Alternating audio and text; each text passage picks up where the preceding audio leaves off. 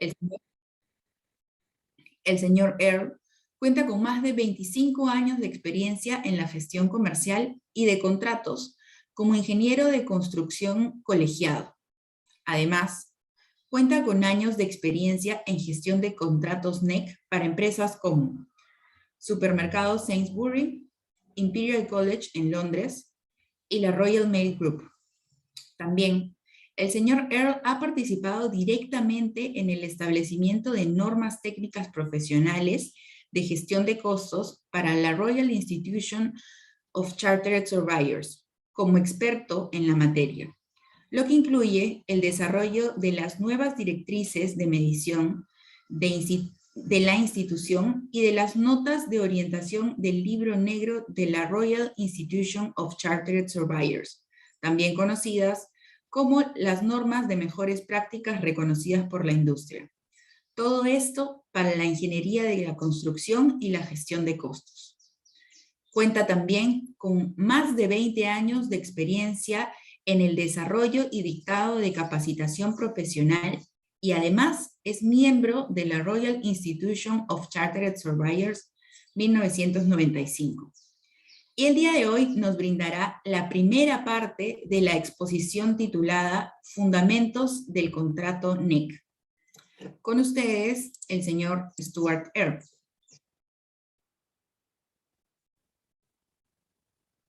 Stuart, ¿podrías encender tu cámara, por favor?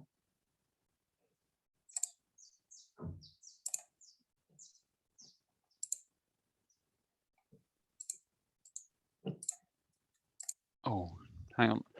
I'll briefly turn the camera on before I do my presentation, just to see who I am. So thank you, Marcia. Yes, I'm Stuart Earl. I'm part of the UKDT knowledge transfer team. I'm the subject matter expert in commercial, which basically means I covered both matters to do with the contract and in particular the NEC, which is what I'm going to be presenting to you about today. But I deal on the cost management matters, so how we manage and control costs. Also be giving advice and guidance on different routes to attain professional qualification membership. Personally, I think in our careers, gaining professional qualifications as a mark of how competent we've got, I think is useful, and it's a good benchmark for people externally to see the skills that you've developed as you go along. So I've been asked to do two talks today, and I'm going to turn my camera off now because I need to. Because my main talk's over to the right-hand side. So the first one, I'm going to give a quick talk through the NEC and some of the fundamentals, and give you an understanding and a background about this contract that we are using. Then after the break, I'm going to go through in a bit more detail about some of the key mechanics of how the NEC is put into practice. So why are we using the NEC? Well, part of the reconstruction plan with changes is for the UKDT to work with the Peruvian construction industry and government to look at new and potentially better ways of working. And in particularly, try to develop this idea of an industry that collaborates with each other and works with the supply chain to deliver projects instead of us having a fight through every single job. And that's one of the bases, or one of the reasons why the NEC was adopted, because it is a very good contract, as you'll see this morning, for trying to work in a collaborative way, to try and resolve matters as we go along so that there are no surprises at the end of the job.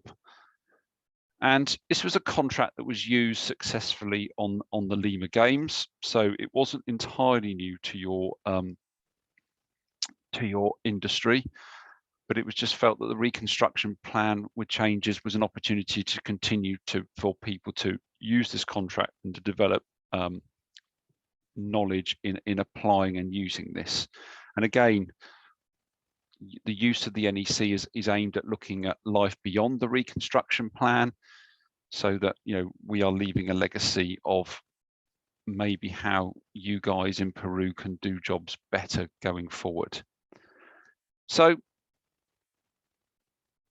several parts we're going to cover. Initially, I'm going to cover, next slide, please.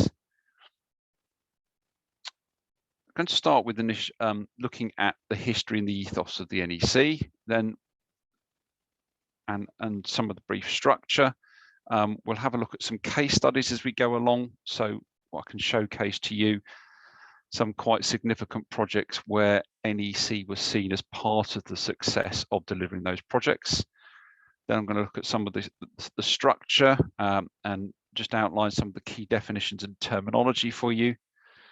And we're going to have a look at some of the key roles, and in particular, the role of the employer, the project manager, the contractor, and the quality supervisor, to just give you a broad understanding about what they are required to do under the contract. Then we're going to look at some of the contract timescales. This is one of the key features of the NEC, is trying to get the parties to work to deadlines within the contract for efficient delivery. And in my career, I've found it odd that some contracts are strangely silent about needing to do and sort things out in a timely manner. And then finally, we're going to look at some of the startup activities that flow out of having placed the contract with the contractor and before we start on site. Next slide, please. So let's start, next slide again, please. Let's start at looking at the history of the NEC. So a lot of the NEC ideas was developed out of the UK construction market in the 1990s. And to set the scene for you, this was a market where the traditional approach to contracting, this is particularly when I'm talking about the client designing it and then giving it to the contractor to build, it wasn't providing positive results on too many projects. We weren't necessarily delivering construction projects that were value for money for the employer or the customer. It was an industry that was very adversarial. Many big projects ended up in some sort of dispute and even going legal, going to the courts. We had issues when we were buying projects about how we were dealing with risks and not being very clear in terms of, yes, you, Mr. Contractor, own these risks and we the client side own these. So we weren't clear about that. We were an industry that was very much fixated with the lowest price rather than considering best value.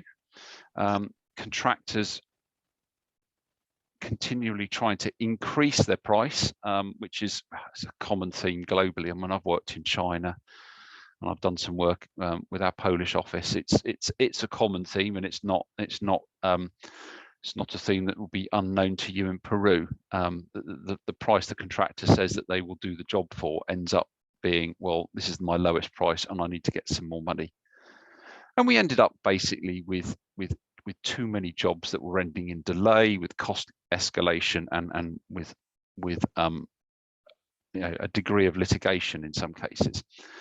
So overall, it wasn't a particularly efficient industry. And one of the catalysts for change in the UK then came out of a report by a gentleman by the name of Sir Michael Latham, and he did a report for the UK government in 1994, and it was called Constructing the Team. And part of this was a recommendation that the UK government and industry adopted new and better ways of working. And his report recommended that the emerging NEC contract, so that was beginning to be developed at the time, was adopted by both the public and the private sector. Because Sir Michael at the time stated that endlessly refining existing contract conditions of contract was not going to solve the adversarial problems that were common in the UK construction market at the time. So this is the backdrop to how NEC ended up developing and also being eventually one of the most commonly used contracts in the UK market. So there are sort of three key areas which, if you like, sets the NEC apart from other forms of contract, although we have to remember contracts are largely the same. They've all got clauses. No, could you go back one, please? I'm still on the ethos slide. No, sorry, go forward. That one. Thank you. We need to remember that all contracts are the same in terms of they've got rules for how you pay people, how you deal with change, how you potentially deal with dispute. But I have to say, I find NEC, for some of the 3 reasons that are listed there, tries a lot better and harder to try and make the contract work as we go along. And 3 key areas for us are it's a tool for effective and proactive project management.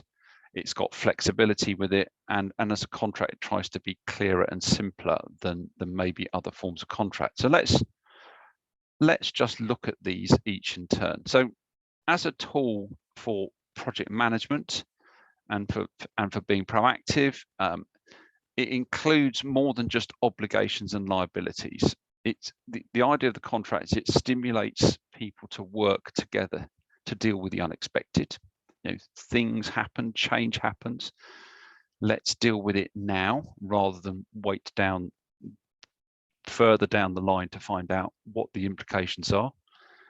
Sets out clear responsibilities for each party, and it has a binding commitment as to how those parties are supposed to act in various situations. In terms of flexibility, as we will see later, it has a menu of contract options that give the client the flexibility to pick and choose what suits them best. So it's not a one-size-fits-all. We can look at each project and decide, well, actually, on this project, I'm going to use this part of the contract, and on another, I might use a different part. And it provides us with a consistent approach that can be applied across a number of different situations, and we can capable of amendment or additions through the use of the option clauses, which I will outline for you this morning. And then last but not least, clarity and simplicity. It tries to be clearer in the language that it uses. Generally it's okay, but there are some features which are new, so there are some terms that you do need to try and understand and get your head around. But unlike other contracts, it tries to use simple language, short sentences. It's in the present tense, and it tries not to cross-reference everything. So you read that part of the contract and that's it. You're not constantly going around in circles trying to find what the final answer is. Next slide, please. And the key and most fundamental part is the very first clause in the contract, the 10.1, which I will read out to you. It says, the employer, the contractor, the project manager, and the quality supervisor shall perform their responsibilities as stated in the contract and develop their roles in a spirit of mutual trust and cooperation. So what we're saying here is that no party should be acting in their own self-interest. And again, I would say it's probably a root cause of many construction projects that haven't gone well, is parties working to suit them, parties suiting to cover up their issues or to resolve their problems without any consideration as to whether this is going to impact detrimentally on other parties involved with the contract or on the contract as a whole. So, this is what causes all of the problems and disputes on other projects, is when people are acting in their own interest. Next slide, please.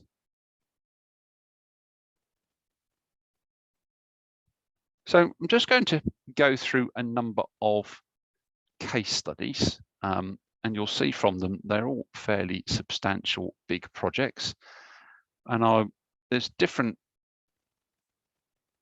reasons why the NEC was felt to be contributing to this. So the first one we've put up there is the London Olympic Stadium. So this is a post-Olympic 2012 legacy project, and this was about converting the athletic stadium into a dual purpose stadium. And what we mean by that is it's going to be continued to be used by athletics, but it's also going to be used for football, and in this case for a Premiership football club side, West Ham United.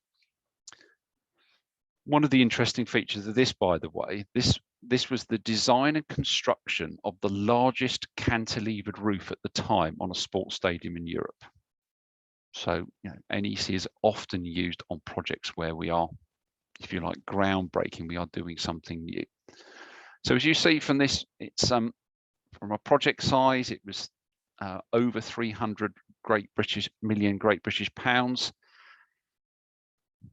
NEC option A was used for that, and again, I'll explain what these options mean to you later on this morning. You can see it was 3 years on site. One of the keys to success of this, by as stated by Colin Naish, who I do know, was that he felt that the NEC contributed a flexible structure within its contract that particularly, and one of the features was the use of the early warning system, which again, I will explain that later on this morning. The idea is with the NECs that you're trying to raise issues that could affect the overall program or the price, and to try and do something about it.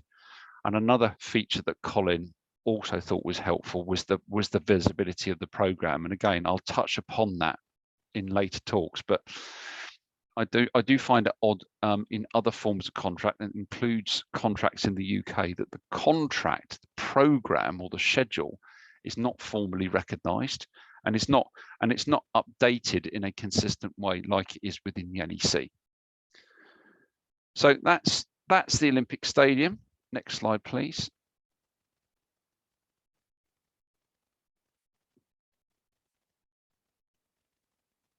So another Olympic project.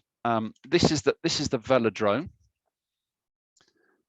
It's quite an iconic building. You can probably see from the roof. It's the shape of the roof makes it very different to other buildings. This is sometimes referred to as the Pringle building. It's because the shape of the roof resembles a savoury snack. It's a crisp that's very popular within the United Kingdom.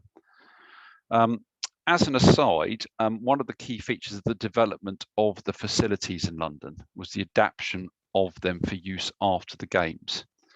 So in some cases we downsized them, which is what we did with the swimming pool. In some cases we had venues that actually temporary, and they were moved and put somewhere else in the country. So part of this was, it wasn't just designing for the now, but also for the after. So this job was 68 million Great British pounds. Again, it was an option A project. Part of the success of this project was linked to the use of the contract, in part because it encouraged a collaborative approach supporting timely delivery. And because the contract is set up to agree time and cost as we go along, it meant that on this project that the client had full visibility for assessing the impact of change.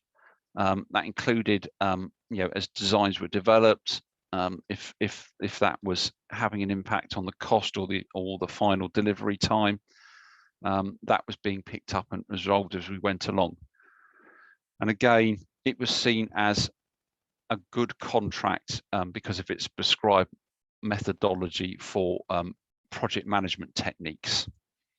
And again, it's very clear about what you need to do, when you need to do it, and who needs to do it. And again, that is not always super clear with other forms of contract. Next slide, please. This is a project that will be closer to home for all of you on the call. The Lima Games. This was an NEC contract. This was under option F, so this is a management contract. 70 million US dollars. And again, the NEC was seen as key to part of the delivery. And what I've heard from those that have worked on the game, the NEC provided a good basis for stimulating innovation, and the contractor was, if you like, optimize their design to save the program money.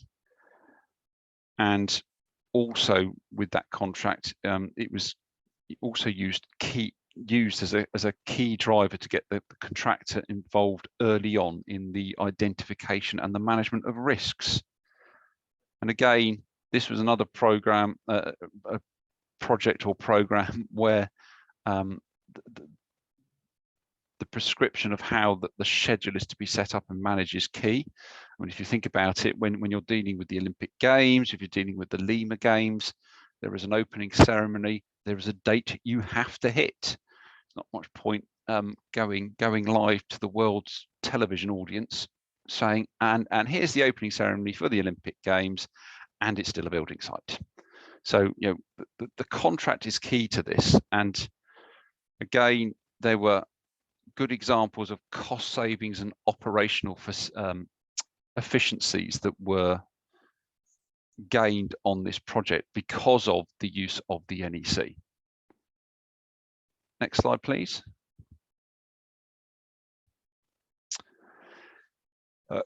Going back to the UK then, this is one of a number of hospitals recently built in the UK. This is the Glan-Clwyd Hospital in Wales, which is a region of the United Kingdom. This was 163 million Great British pounds and an option C contract. As an aside, the United Kingdom's health service, which is abbreviated to the NHS, the National Health Service, has been one of the earliest and biggest adopters of the NEC, although I would say they do heavily amend the contract, but a lot of the principles they do keep and want to maintain. And on that job, the NEC provided a basis for control and responsibility, and it was particularly good at dealing with changes as they occurred, rather than trying to resolve every issue before the start on site was made. So we were dealing with stuff before we even started to build on that project, which is again one of the opportunities. Trying to optimize time and money before we start is really what we should be doing. I understand on this project, working collaboratively with the contractor, £6 million was what was actually saved against the budget at the end of the job. And this was part driven by keeping on top of the changes and working collaboratively with the contractor to deliver the project in the most economic way going. And then my final example on the next slide, please, is the Crossrail project. So this is an ambitious scheme to ease rail traffic across London between the east and the west side of the city, or the west, between the west and the east, depending on which way you're traveling. This has had some very challenging engineering, because we are building in the heart of London, trying to build and construct around other existing subway lines and buried utilities. And I know from speaking to some people who've worked on the job that one of the major logistical challenges is how to get the excavated materials out of tunnels when you are in the middle of one of the world's busiest cities, and not forgetting this is a city where people are living right next door to the site. We forget that sometimes. Sometimes our construction projects are easier to deal with because there aren't people around. But when you are building in a city and you've got neighbours and they live there, they sleep there, they don't want to hear the noise, they don't want to hear the lorries trundling in and out. So, big challenges on that. As you see from the project itself, very, very big projects. We're now talking in the billions of pounds, and they used a variety of the NEC contracts here. And again, picking up a quote from Steve Rousell, who was the interim head of procurement, basically the use of the NEC he felt was beneficial in terms of a fair allocation of risk and reward. The contract itself also allows for early involvement of the supply chain, which is what they did successfully on Crossrail. Plus also the NEC has incentive mechanisms within it, and also aimed at selecting suppliers on the basis of best value or value for money, as opposed to, well, we picked them because they were the cheapest. So hopefully you can get a flavour for, this is being used a lot. And increasingly, what I've seen in the UK over the last 5 to 10 years is not just public sector clients using this contract, but more and more private clients. In fact, in some of the private clients I've dealt with over the years, I have pointed out to them that they've amended other forms of contract with NEC clauses. So in some cases, the transition, and Maria mentioned, or Marcia mentioned, the Royal Mail Group, the ground remediation project that I was involved with on that scheme, it was the client's first use of the NEC, but it was an easy transition when I pointed out how many of the contract amendments on their existing contracts were actually NEC clauses. So let's move on and let's have a look at the structure then, please. Next 2 slides.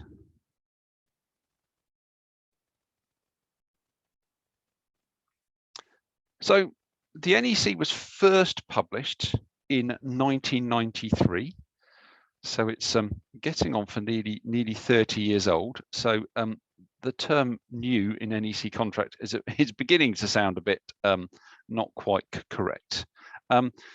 NEC 3 was first published in 2005 with amendments in 2006 and 13. In 2017, NEC 4 was first created with some amendments in 2009.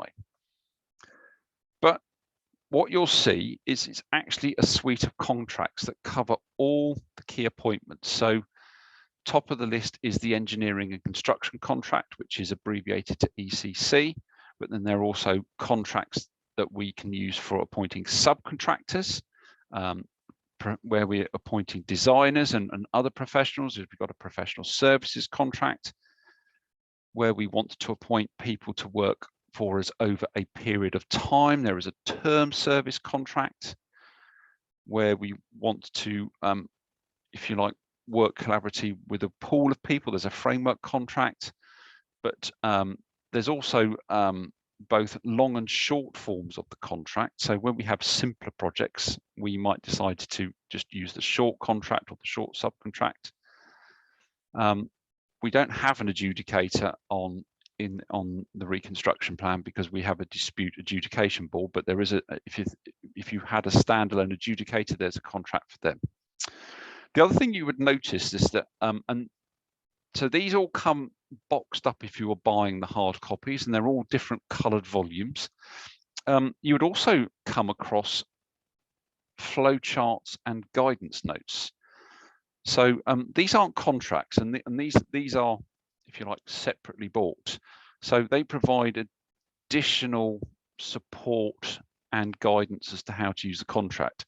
One thing I do say to people is if you had on one side of your table the box files with the contracts in, and then on another side of your table the box file with all the flowcharts and guidance notes, what you can't help but notice is that the guidance notes in their totality are longer than the contract itself. So there is a lot of guidance. And what we've been saying to the ARCC project managers and cost managers as they're using the NEC on the reconstruction plan, it is good to constantly be referring and trying to read around what the guidance notes are saying and explaining what the contract is trying to do. So I mentioned options, so let's look at those in the next slide.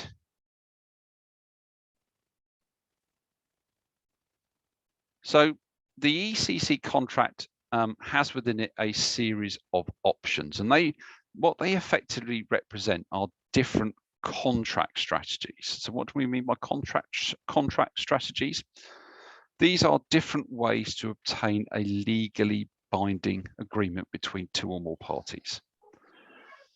And effectively, we've got 6 options: A, B, C, D, E, and F.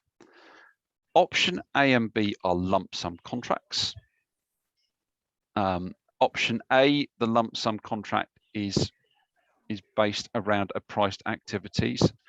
Do remember to keep your mics. Could you turn your mics off, please? Somebody's got their mics on, thank you.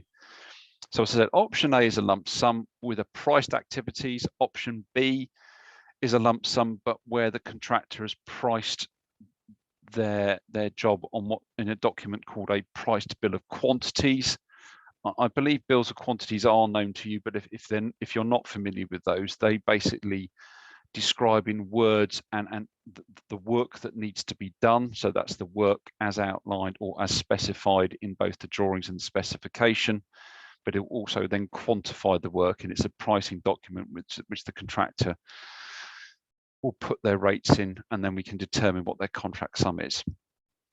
Options C to F are all forms of cost reimbursable contracts. So whereas A and B are lump sum or fixed price contracts, C to F have an element of the answer will be determined by what it's cost the contractor at the end. Principally, C and D are known as target price contracts. So the idea is that you'll have sort of a contract sum, but the contractor is then, through a share of savings mechanism, incentivized to try and save money. There's also a mechanism to determine how much it, or if any, of the cost overrun is shared with the contractor. Option E is a straight reimbursable contract. So I've tended to come across this used more on smaller projects where you've got a contractor who does all the work. Time might not be on our side, so we need to get in and do something quickly. So that's sometimes referred to as a cost plus fee contract. And then last but not least, which is what we're using on the reconstruction plan, is a management contract, where we're employing a contractor to manage the project, but they in turn will sublet the work to subcontractors. And from the little graphic on the right, you can see that depending on the option that we pick, does begin to have a bearing on how the risk is apportioned. So with A and B, most of the risk lies with the contractor. C and D, because it's a target cost, because there is a pain and gain share mechanism, that's sort of shared. But with the cost reimbursement and the management cost, because they are almost pure cost plus contracts, there's potentially more risk to the employer in terms of maybe paying more money than was anticipated at the end of the project. Next slide, please.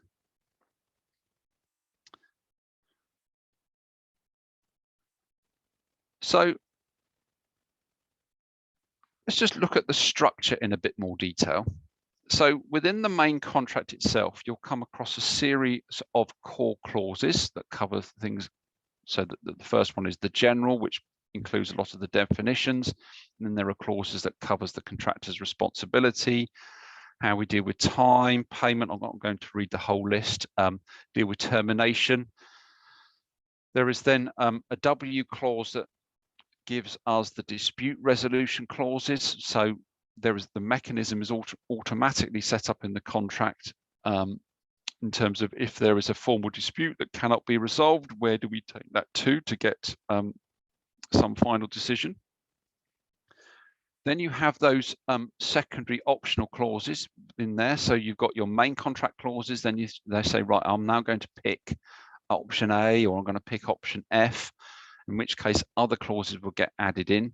And then last but not least, any amendments by the client to the contract. Oh, sorry, there's one other. So there are X clauses as well, which we will touch upon. So we've got the option A to F clauses. We've then got a series of X clauses. So that would include things like the application of retention or any incentives that we're going to have. And then last but not least, we have the Z clauses. So any amendments by the client to the base contract are individually and collectively referred to as the Z clauses. Then you'll come across a term called the contract data, and there's two parts to this. Part one is provided by the employer, and that will include variables such as the names of the parties, the completion date, and it basically lists out all the requirements that the employer needs the contractor to adhere to as part of delivering the project. And then contract data part 2, that is information provided by the contractor in response to contract data part 1 in terms of when they are giving their tender back and giving us their bid. There's also a document called the site information. This details information about the existing site and provides the location of the site along with other information on the nature, on the ground conditions, for example, and things that we need to know about the surrounding area, including details of where the site boundary is, which is obviously very important to be working on our own site and not a neighbour's. And then last but not least is the works information. So it's the works information, sorry, so the contract data going back provides the key information about the project, including start and finish. Where we then detail out the requirements is actually in the works information. So that's got slightly confused with my notes. So the works information is where we set out the client's requirements. Sorry, someone's got their mic on again. Thank you. And it will detail any constraints. So again, if we are working next to or within an existing site which is occupied, we might detail out the information, the limitations of what the contractor can and can't do. So such as delivery dates, or this is how you access the site because you can't come up this road because it's got too many people on it. And it will also list out any general management processes and procedures that we need the contractor to adhere to. And as I said, last but not least, the works information will also determine and define just how much design we need the contractor to do. Next slide, please. So we're going to move on now, looking at key definitions and terminology. Next slide, please. So as part of helping us trying to navigate around the contract, there's a couple of things you might want to note from here. So first of all, any terms that are in italics are those that are identified in the contract data. So for example, the period for reply, which is a specific term, is in italics. If you find that there are words with capital letters, that's because they are defined terms and they are defined in clause 11.1. So for example, the term provide the works, you would notice that there's a capital P and a capital W, or in the case of the Spanish translation, a capital E and a capital O, because these are defined terms. And what this one actually means is it's to do the necessary work to complete the works in accordance with this contract and all the incidental work, services and actions which this contract requires. So this for me is an example of where they use slightly different language, which, you know, if we were to put this into English, or in your case Spanish, provide the works means that the contractor is going to build it in accordance with the requirements of the contract, and it's those requirements as set out in the works information. And then some cases, sometimes we have words that are both in capitals and italics. And that's because they're both a defined term and they also can appear in the contract data. So an example of that is the completion date, which is both a defined term, as in terms of when the contractor is required to finish the job by, but it's also in italics because it is also referenced in the contract data. Next slide, please, or next two slides. So we're just now going to briefly look at the role of the employer, the project manager, the contractor, and the quality supervisor. Next slide, please. Or yeah, so scroll down. That's fine for that one. So let's start off with the employer. So the employer is the client, and in this contract, they're defined as an organization rather than an individual. And the contract is between the employer and the contractor, although the employer is rarely mentioned in the contract. It's an interesting one. The employer is the one that's funding it all and taking all the risks, but you will not really see them mentioned because they will effectively delegate everything to the project manager to do. So some of the roles and requirements of the employer, they need to allow access to the site for the contractor. They may choose to take over parts of the works before all of the works are finished. They pay the certified amount, so that is the one thing that the employer doesn't delegate out, is the payment. If they are required to provide insurances under the project, particularly those where they are taking the risk on them, then again, that's their responsibility. And there are also rights under the Call Clause 9 where they can terminate the contract. Then they move on to the project manager. So they are appointed by the employer and manage the contract on their behalf. Unlike other engineering forms of contract, the ECC separates the role of the designer from that of managing and administering the project. So effectively, this is what the project manager is doing. They are managing and administering the contract. And it's important to note here that in this case, they are actually a named individual. Typically, there is only one project manager, although we have on the Lima Games, because of the size of some of the workflows, there was actually more than one project.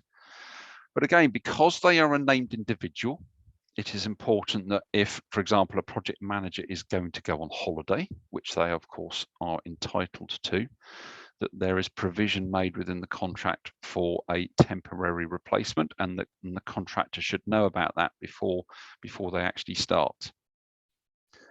And to make this contract work, it is vital that the employer gives the project manager full authority to act on their behalf, particularly when we start considering the timescales imposed on the contracts. And what that is all about, it's not that, if the project manager keeps having to run back to the employer to get their approval to do something, then the job is going to grind to a halt and we're not going to stick to time. So, as I said, the project manager will manage the contract. They can change the work and instruct the contractor accordingly. So we can, once the contract has been signed, if the client needs to change something in the works information, that can be instructed. And part of their roles will be to the acceptance of contractor submissions, although again, we'll pick that up this morning. In accepting a submission doesn't mean that the project manager is taking responsibility for it.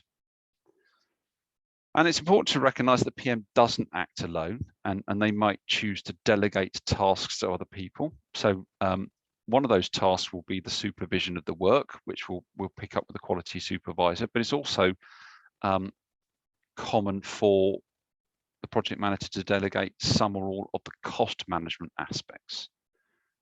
Now let's look at the contractor. So the contractor and the employer are the parties to the contract.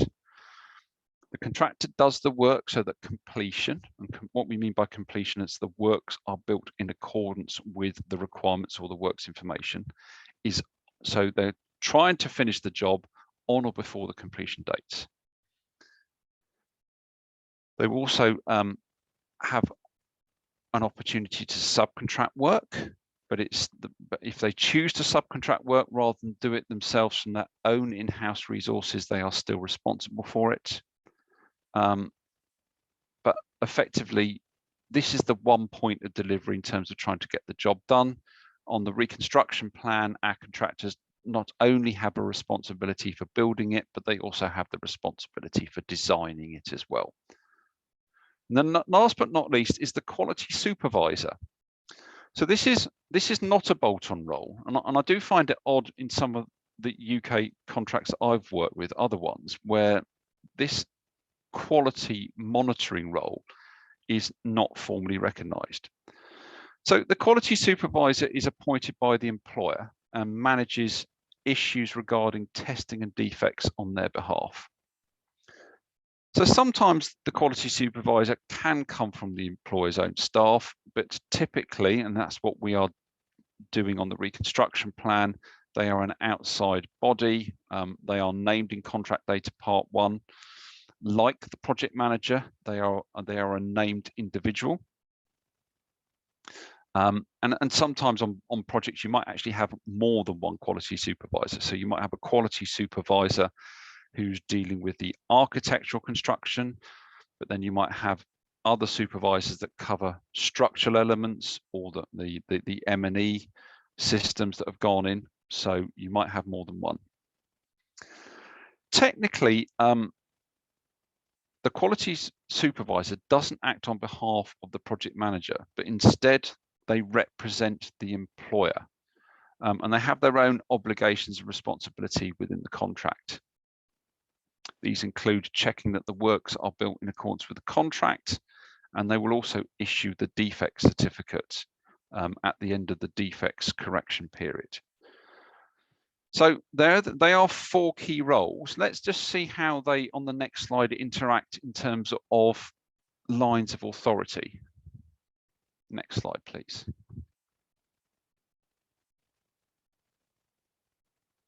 So as we said, the employer should be delegating absolute authority to the project manager so that the project manager can effectively run and manage the contract. The project manager will in turn instruct the contractor or the management contractor to do the work and deal with any changes. The management contractor in turn will pass those instructions down to their subcontractors, or in the case of the reconstruction plan, that will also include their designers.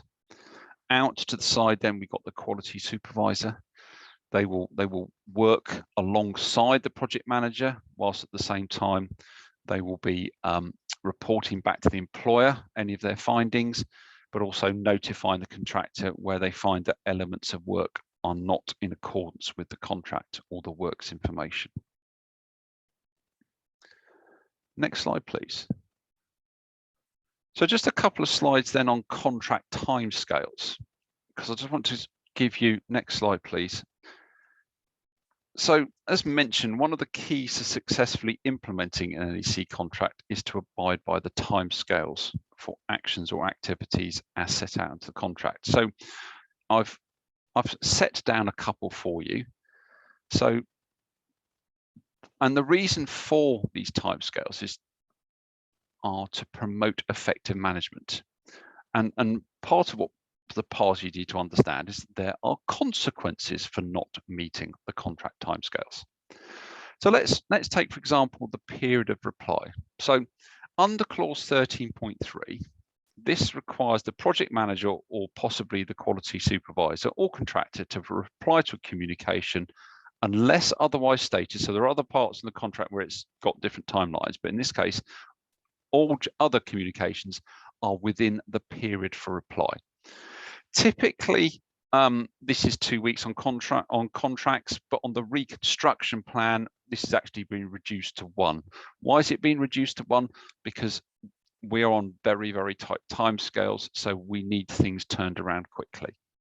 However, if it's then determined, for example, by the project manager that the period for reply is too short, and sometimes this happens, it could be quite a complex issue that needs to have someone's attention, then the project manager can extend that period for reply before the reply is due, and but that is done around the project manager notifying the contractor of the extension that's been agreed. So it might be determined that actually a week's too short, we need 3 weeks. But this is where the consequences kick in. So what we need to be aware of under the compensation events. And again, I will go through this in a bit more detail. But what we mean by compensation events is events that are a change to the works information. So in essence, what we've initially contracted against. And these are events which may affect the contractor's program and or costs. Sometimes these are known as variations under other contracts. And by the title, this if the event happens, the contractor is, if you like, compensated in terms of giving them additional time or money. And part of the rationale for giving them additional time is that they won't get penalised if they are late. But again, what we need to recognise is that if, say, for example, the project manager has not replied to the contractor within the period for reply as set out in contract data part 1, then it becomes a compensation event. The contractor is entitled to then raise the impact of that late response. Next slide, please. So just as there are consequences for the project manager not dealing with stuff, there's also consequences in the contract. If the contractor fails to do something within the times prescribed in the contract. So here's an example, the program for acceptance. So under clause 31.1, if a program is not identified in the contract data, the contractor submits a first program to the project manager for acceptance within the period stated in the contract data. So again, you'd have to look at the contract data if you haven't got a program to say, well, once I've appointed the contractor, when are they supposed to give me that program? Once that program is received, within 2 weeks of the contractor submitting the program, the project manager either accepts it or notifies the contractor of his reasons for not accepting it. So reasons for not accepting by the project manager could include that the contractor's plans are not practical. It doesn't show the information that's required. So there are very specific requirements, which again we'll touch on in the session after the break, about what's supposed to be included within the contractor's program. It might be the project manager thinks that the proposed program doesn't represent the contractor's plans realistically, or it simply it does not comply with the works information. So for example, they could come up with a program which is showing a later completion date than the contract is asking for. But here's the implication part. When we then start to come to the interim valuation process, so this is paying the contractor for the work they've done during the course of the project.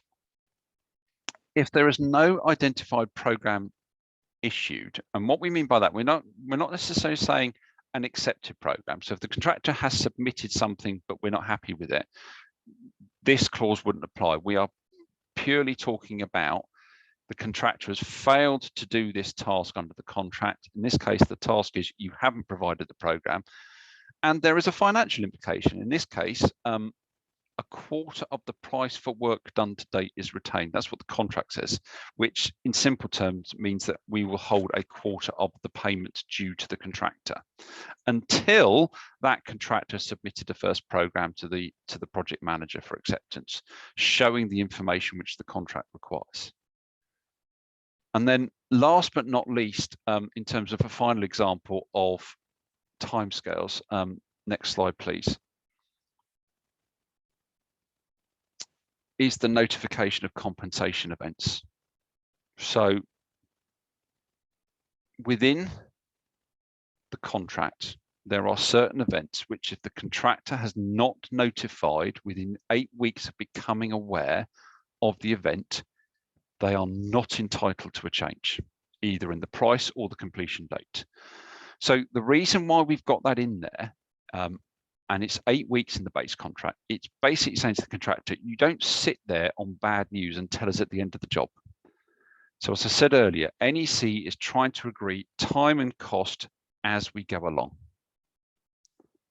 Very, very important. On the Lima games, that period of 8 weeks was actually reduced to 2.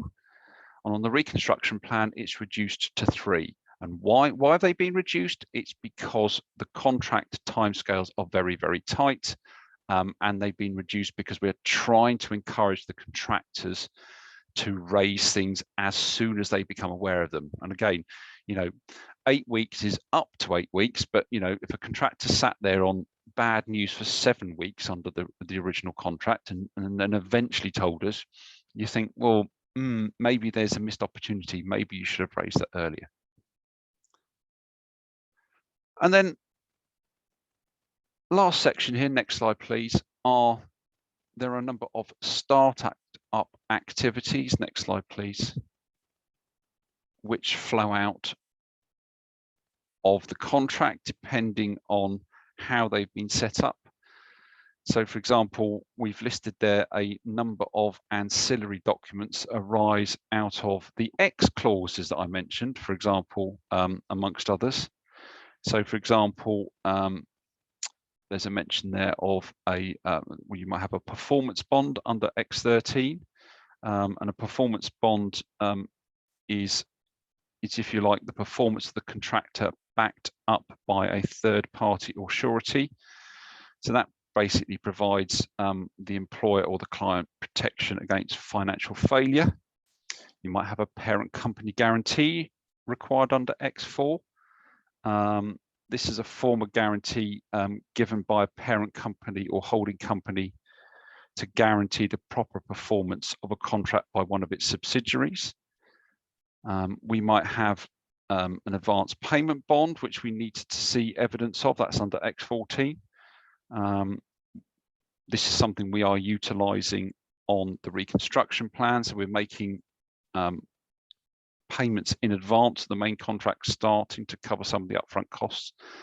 Last but not least, you might require evidence of insurance policies required under clause 8. So this is, you know, you're asking the contractor to provide certain insurances. So that could, example, include professional indemnity insurance for their design.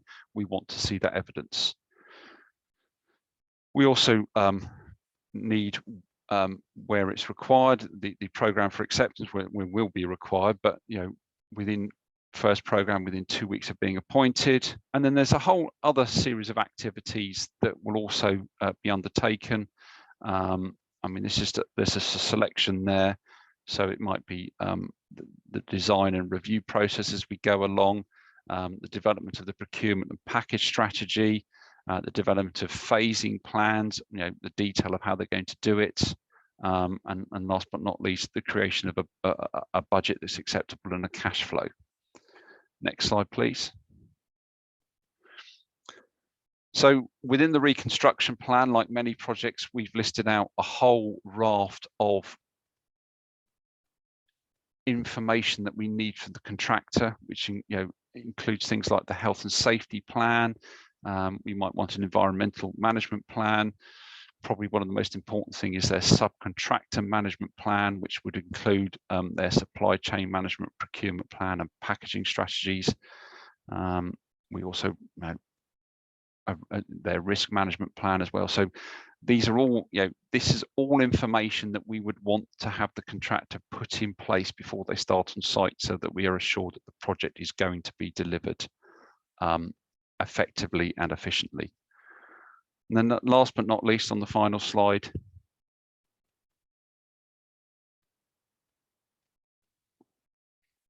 around the contract, we then need to start to think about the various project controls, contract administration tools and templates that need to be developed. So what we need to understand is that the NEC doesn't have a lot of these standard templates. So we will be required to create our own, but within that, capture some of the detail in the contract. So this might include payment certificates, how we're going to set up and manage the early warning register, which I'll touch upon in the session after the break.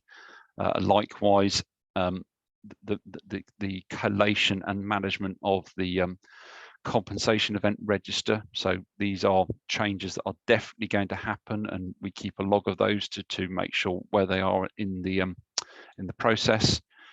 We would determine, for example, our reporting calendar. So, you know, how often do we want contractors to report on progress and cost? I mean, typically on bigger projects, that is going to be monthly.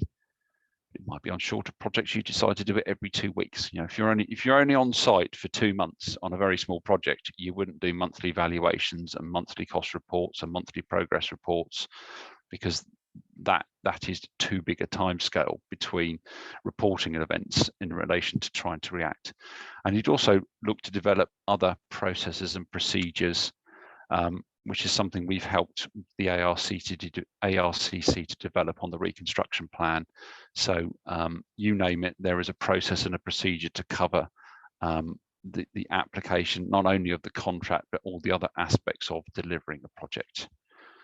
So that is the end of this part of the presentation. Thank you. We're on the final slide now. We will be coming to a break, which will be explained to you, and then when we come back, I'm going to go through in a bit more detail some of the key mechanic areas of how the contract is administered. So I'm going to hand you back now. Thank you.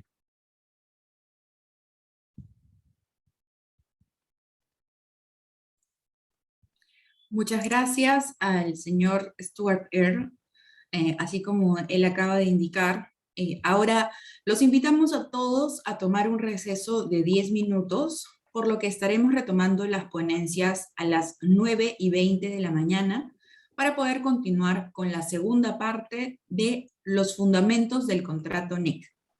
Muchas gracias y ya regresamos.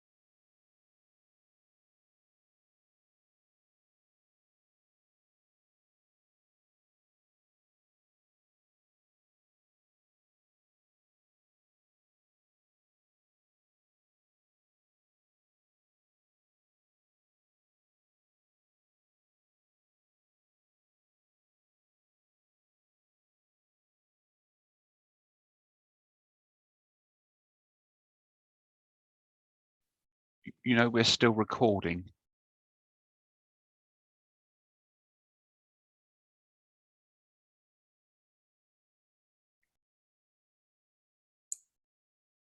Yes, we are. Did you want to record the break with no noise?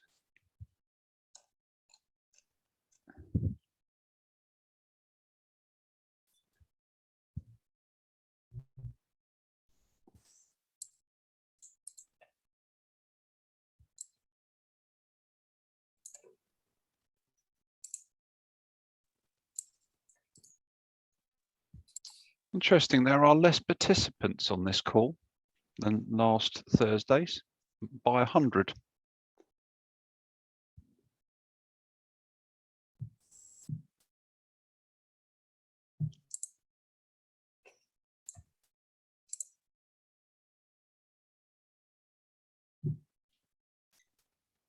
I believe this time we have filtered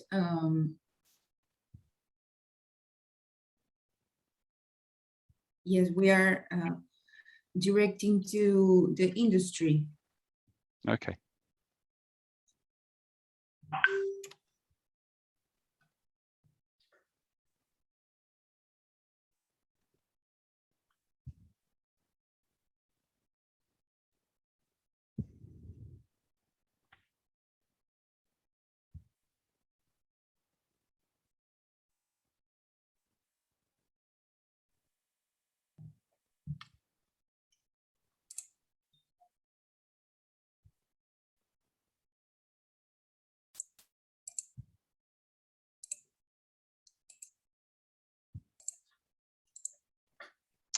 Well, I'm ready to go when you are.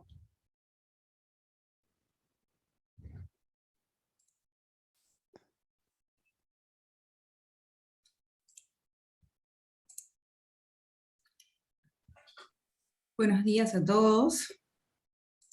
Esperamos que hayan aprovechado el receso.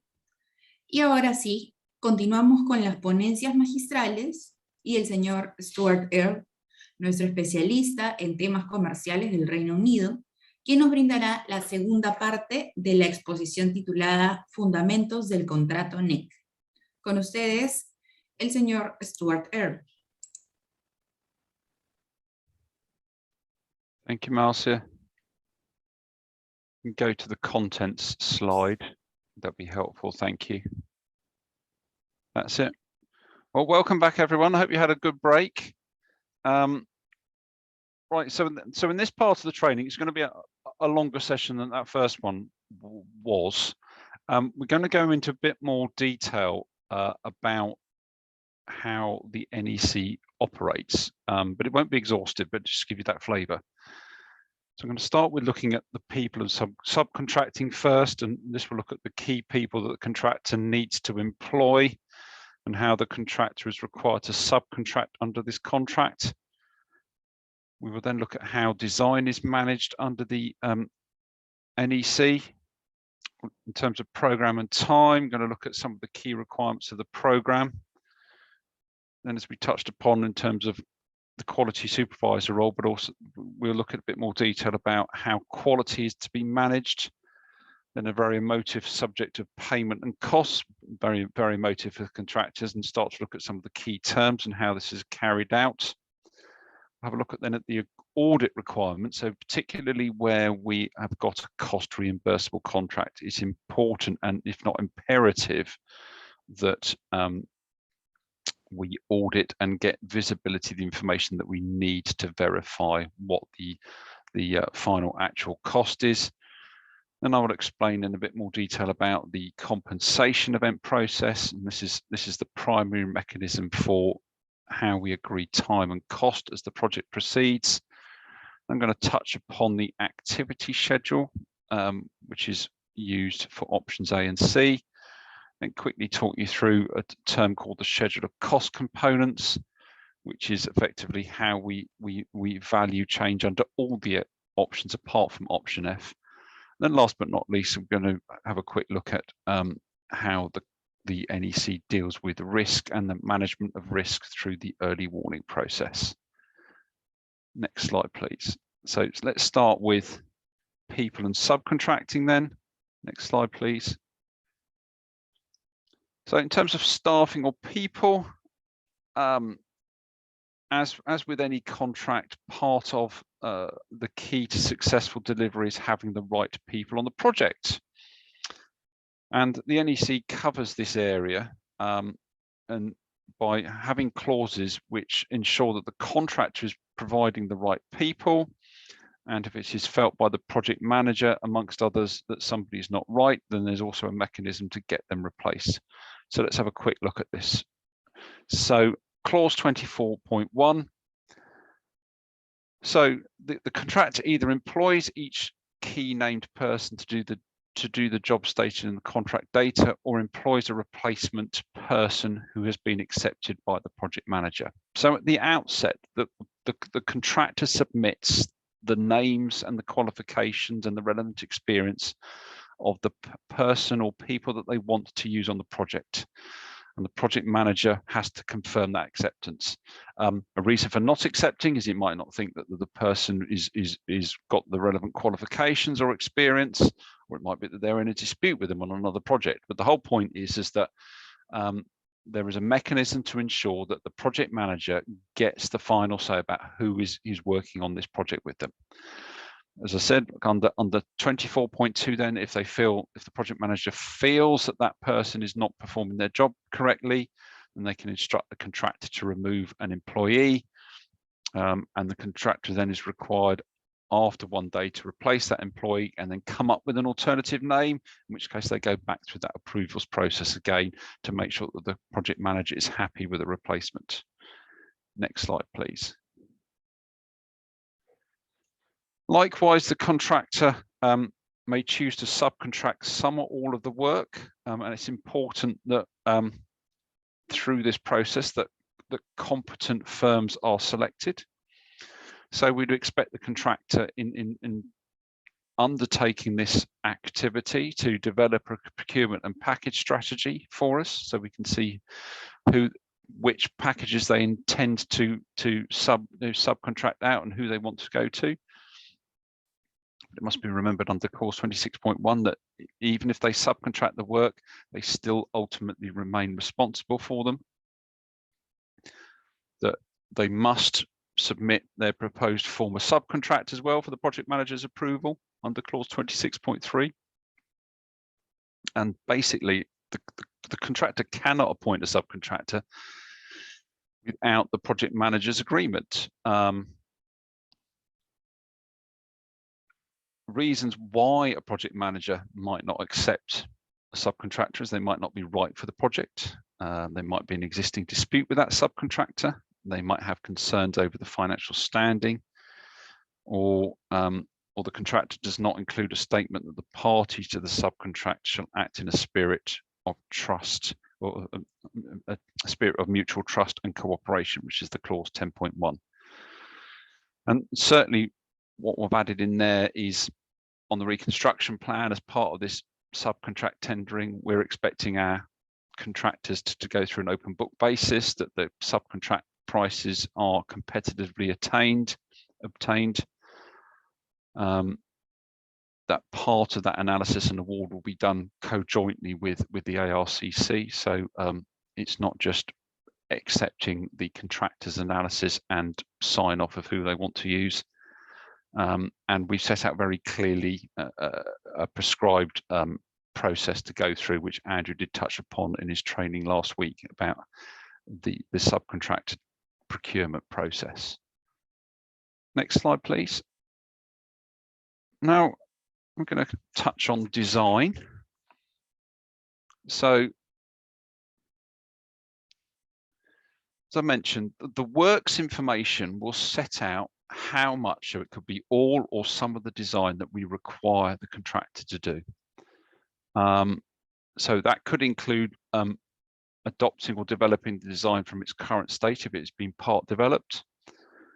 They're responsible then, contractor, for coordinating the design works with the design of others to make sure that, people involved in the building, for example, will be conferred and consulted with about the optimal way to design and ultimately operate the building.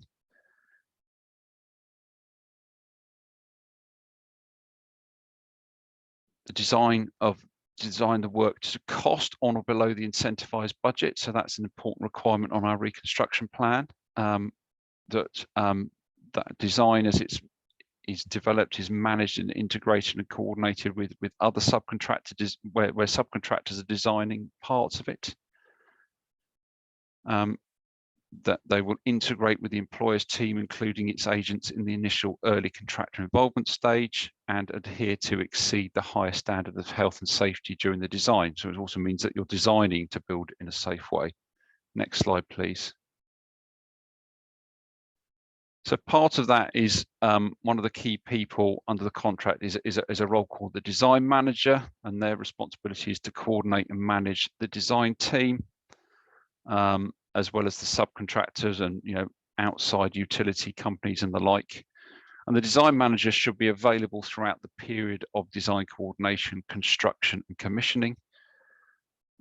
They will have a number of duties which will include coordinating, instigating other works informations and control systems, chairing coordination liaison meetings, and monitoring the subcontractor's progress on design and manufacture. So some cases specialist subcontractors will design elements of the work which would then be incorporated into the overall design. Next slide, please. So the project manager reviews the design under the contract, but in reviewing it, they're not accepting the responsibility. So this is covered under clause 21.2. So before the contractor can actually progress the construction of the design, they need to submit the design, the details of the design as stated in the works information to the project manager for their acceptance. A reason for not accepting the contractor's design is it does not comply with the works information. And under this clause, the contractor cannot start work until the project manager is accepted. But as we previously said, the role of the project manager and the quality supervisor here is to verify that the design represents what the client needs to be or wants to be built. But in reviewing that design, they're not saying, well, I've checked that your structural design works. That design responsibility still resides with the main contractor. Next slide, please.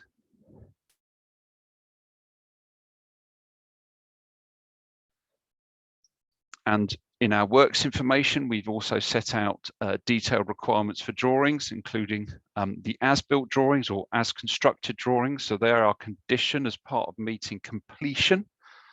Again, I think NEC is better than most contracts in defining what we mean by completion, or practical completion, as some contracts call it. It's not just about the job is finished. It could be that has all the health and safety file and paperwork been put in place, or in this case, has all the drawings been updated to reflect what's been constructed.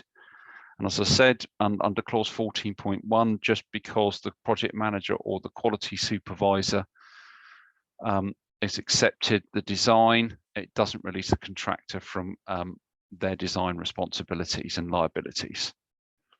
And then next slide, please.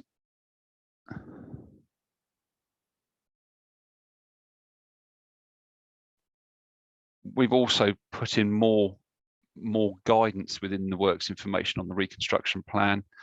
So for example, it says that the project manager provides timely reviews of drawings and samples. And again, it just reinforces that it's not the project manager's responsibilities, but it's part of that is to make sure that everything's being designed and is in accordance with the works information. And just because we're reviewing that doesn't mean we're accepting it. And we constantly say that to the contractor. We've reviewed your design. Yeah, it's fine in terms of it's meeting the requirements under the contract, but you're still responsible for it. Let's move on to the next area of the contract then, which is the program.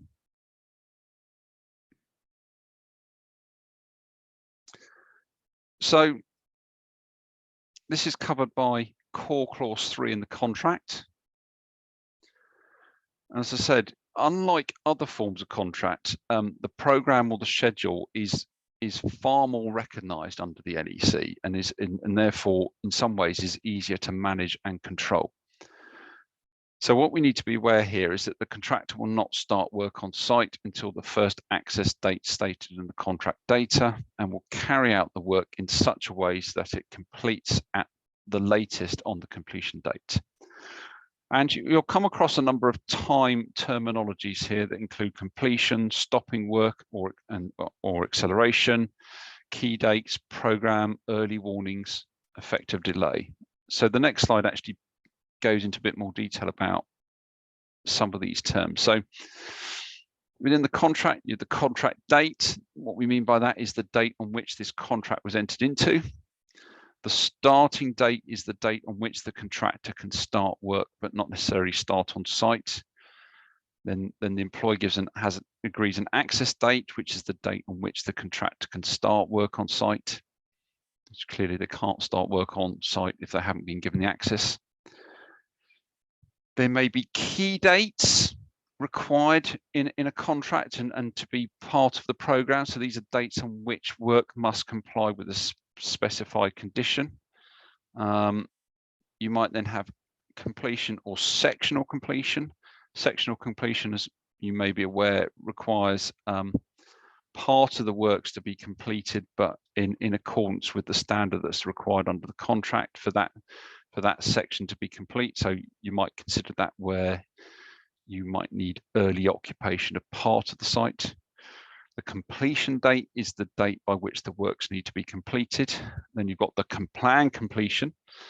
So on some programs, as we'll touch upon in a minute, you might find that the contractor is planning to complete before the contractual completion date. And then the date of completion is the date when the project manager decides or confirms that completion or all the works have been built in accordance with the contract. Next slide, please.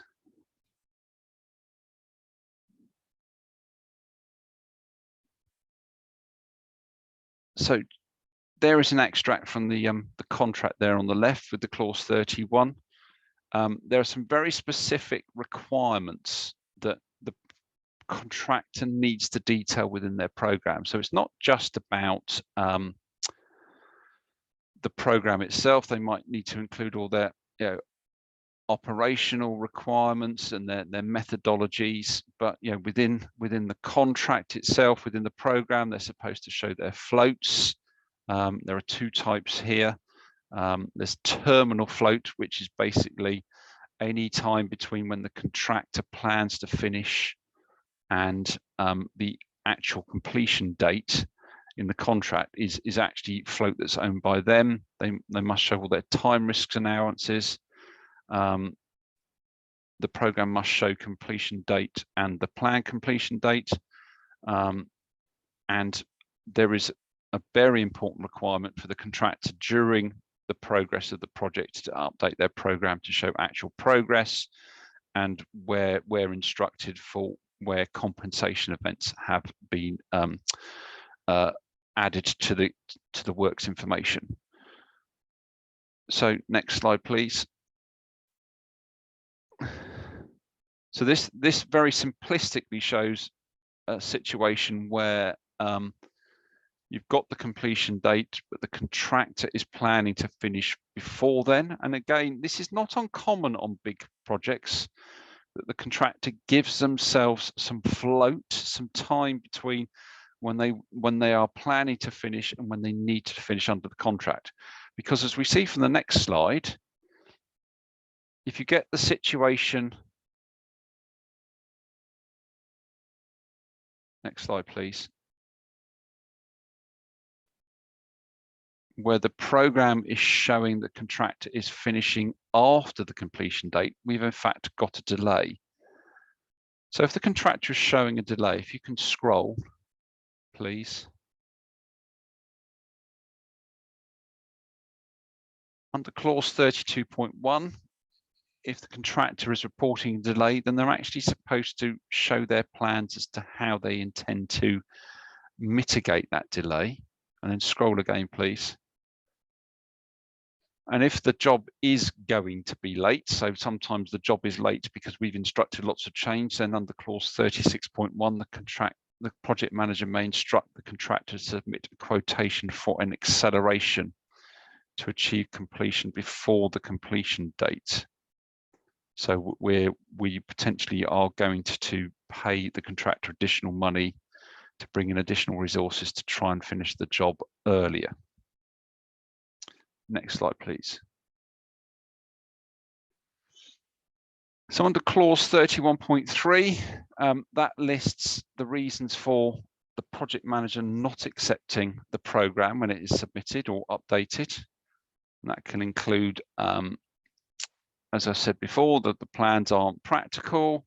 It doesn't show the information that we need. So for example, it might not show the critical path on a program, which is very important in terms of trying to verify whether the program is actually going to work, and eventually when we start looking at when change is introduced, how that's going to affect the end date. It might be that it's not accepted because it doesn't represent the contractor's plans realistically, or as I said earlier, it's showing a completion date that's not in accordance with the works information. So the project manager has 2 weeks to review that program to either accept it or reject it. If they're going to reject it, they need to state their reasons why clearly and in accordance with the contract. The program itself is a key tool to delivering the projects, and the recommendation and requirement is that both parties need to work very hard to ensure that the accepted program is in place and is regularly and correctly updated. Next slide, please. Now we're moving on to quality in terms of testing and defects.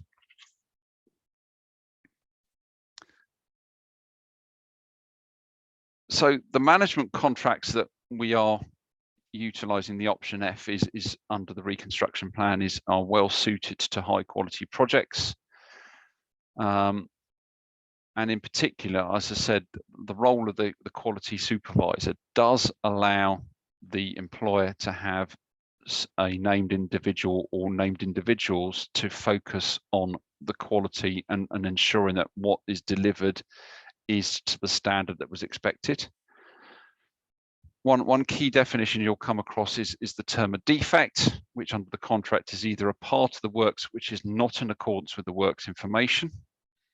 So for example, it could be something simple. The works information said this room would be painted blue and it is painted yellow. Well, it might be painted, but it's the wrong color. Or it could be a defect because part of the works designed by the contractor, which is not in accordance with the applicable law, or the contractor's design, which the project manager has accepted. So an example of that might be that the contractor said that they would build something in a certain way. So for example, they said, we'll do this by putting, I don't know, 200 piles in of a certain diameter and certain length. And then during the course of the project, for whatever reason, the contractor decides to put in a different number of piles or a different size of piles or a different length of piles. That is a defect because it's not in accordance with what the project manager had originally accepted.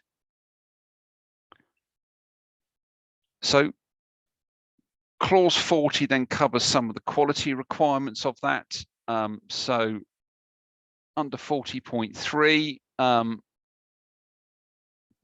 it's not just the quality supervisor, the contractor is involved in, if you like, notifying each other about potential defects. The quality super under 40.5, when he's doing his tests and inspections, should not be delaying the contractor, and that's important that that is taken into account. And again, the tests and inspections required by the supervisor should typically be set out in the works information. And then when the contractor then develops their program and updates that program, we need to see clear evidence that those tests and inspections are included on the program so we know that they've been taken on board.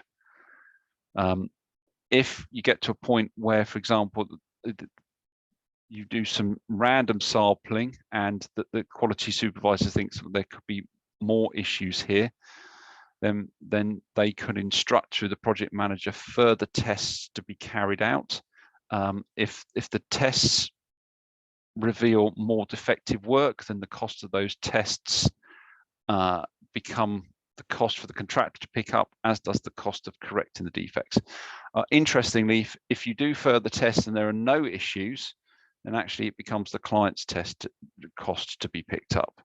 But part of this again is to encourage the contractor to if you like, self-check as they go along first, rather than just leave it to the third-party quality supervisor. Next slide, please.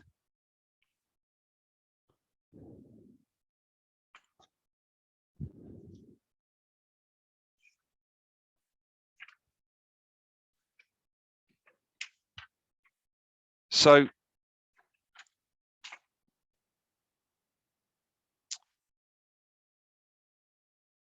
there are a number of terms that you'll come across, but this basically shows that between completion and the end of the defects correction period, which is typically a year or 52 weeks, there are a number of defects correction periods that arise. So if a defect is notified before completion, so that's the red line, then the defects correction period begins on completion. So in those we are talking about patent defects. So these are defects that we can see. If then defects occur during that correction period, typically referred to as latent defects, then the defects notified after completion begins as soon as they are notified. And the idea is that they should be completed before the end of the defects date. Now, if towards the end of the defect dates there are some very last-minute defects found, there's a further period. And what you would do within the contract is you would define these correction periods. So, for example, on our hospital projects, if it's a key piece of equipment, I think the contractor's got something like 15 calendar days, or maybe even less, to come in and do it. Where if it's a scratch on the wall, you might be saying, okay, that's fine if you come and correct that within 30 days. So on any project, it's actually good. It's good form. It's good practice to try and define the periods that you want the contractor to come in and rectify these things, rather than just say, right, okay, at completion, here's a list of 200 things that you need to fix, and then hopefully 52 weeks later they're all done. So again, it's, you know, the contract is set up to try and manage things. And then finally on this one, if we end up that the defects are still outstanding, then the contract gives us two options basically. Under clause 44, the project manager could accept the defect, and then he would get the contractor to, or he would instruct the contractor to submit a proposal for how that this might reduce their costs. So it could be that the contractor has put in a cheaper specification than was originally agreed, but it has then subsequently been agreed that the cheaper specification is acceptable to the client, in which case we would the contractor will be then asked to submit a quotation for how much their price is to be reduced. Likewise, if the contractor has failed to come back and correct something under clause 45, there is a mechanism to allow the project manager to get another contractor to come in to rectify the defects, in which case that cost is then ultimately paid by the contractor. So again, it's, you know, I've come across other contracts which don't necessarily cover the management of defects. Everything is geared up to when the job is practically complete. This contract goes on beyond that in terms of, well, the job's finished when it's been built in accordance with the works information and any subsequent defects have been rectified or remedied. Next, please. Then, as I said, very emotive subject, payment and costs, and we must remember that payment and costs, next slide, please.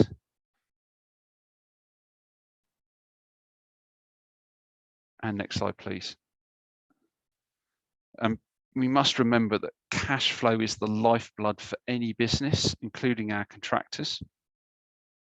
So payment, including assessment, certification, and payments of amounts due, are covered by clauses 50.1 and 52.1, with further references to the main option clauses.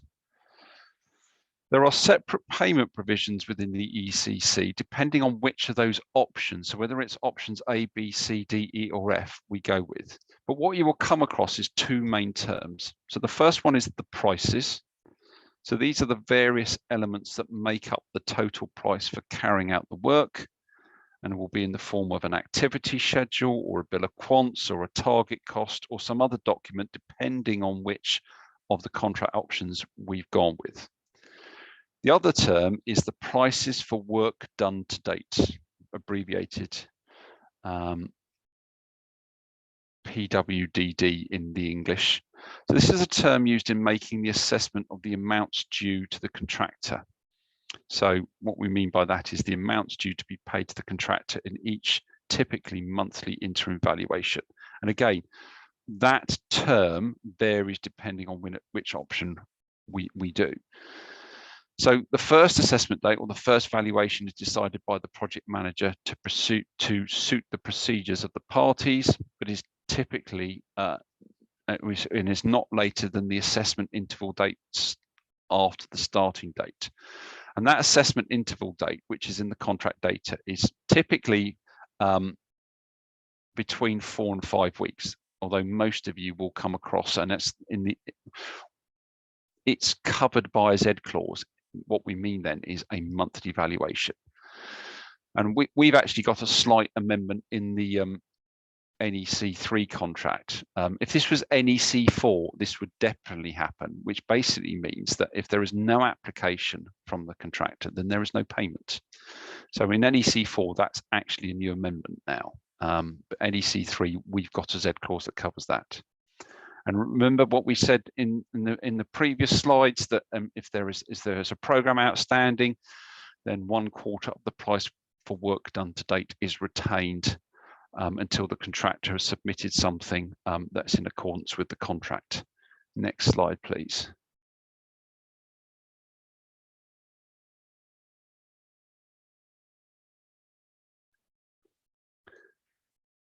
So I'm going to look at some of these terms, what they actually mean. So I'm going to start with what we mean by the price for work done to date, because the amount due is basically the price for work done to date plus other amounts to be paid to the contractor and less amounts to be paid or retained from the contractor. So we're going to cover each of those.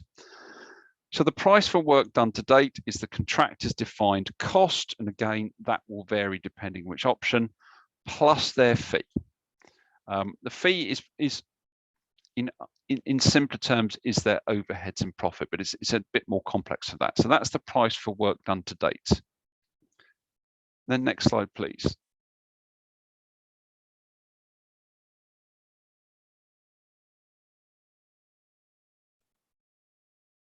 So we look at a bit more detail. So the contractor's defined costs consists of their direct costs using rates and percentages stating the contract data, plus any other amounts at open market or competitively tendered prices, less any discounts, rebates, and taxes that can be recovered. So again,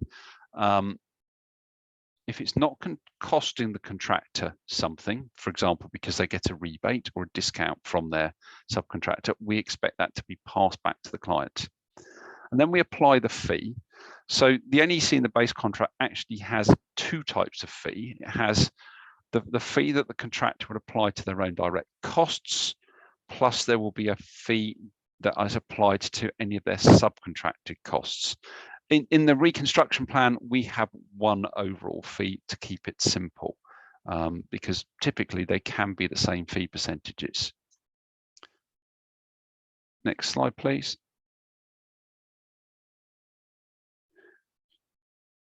I mentioned about the fee, and this is an area where sometimes contractors too struggle to get their heads around what is meant by the fee. One simple way of looking at it is that if it's not a defined cost, it's in the fee. But we've put an explanation within the reconstruction plan to basically make it easier for hopefully the contractors to understand. So the fee would include expenses of personnel who do not carry out the works described. So this, for example, could be people from head office supporting the projects, any general business overheads, so the cost of carrying general insurances or business rates or other consumables that contractor consumes.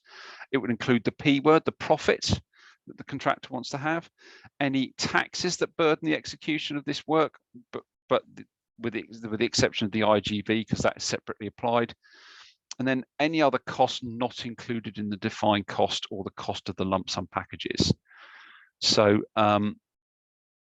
this may also include actually the cost of preparing their own case for a DAB. So it's a bit of a strange anomaly here as part of the fee, is that the contractors can include costs for their own legal cases, but again, that's something you'd probably want to check very closely. But this is all defined under Z, under the clause 11.2.8.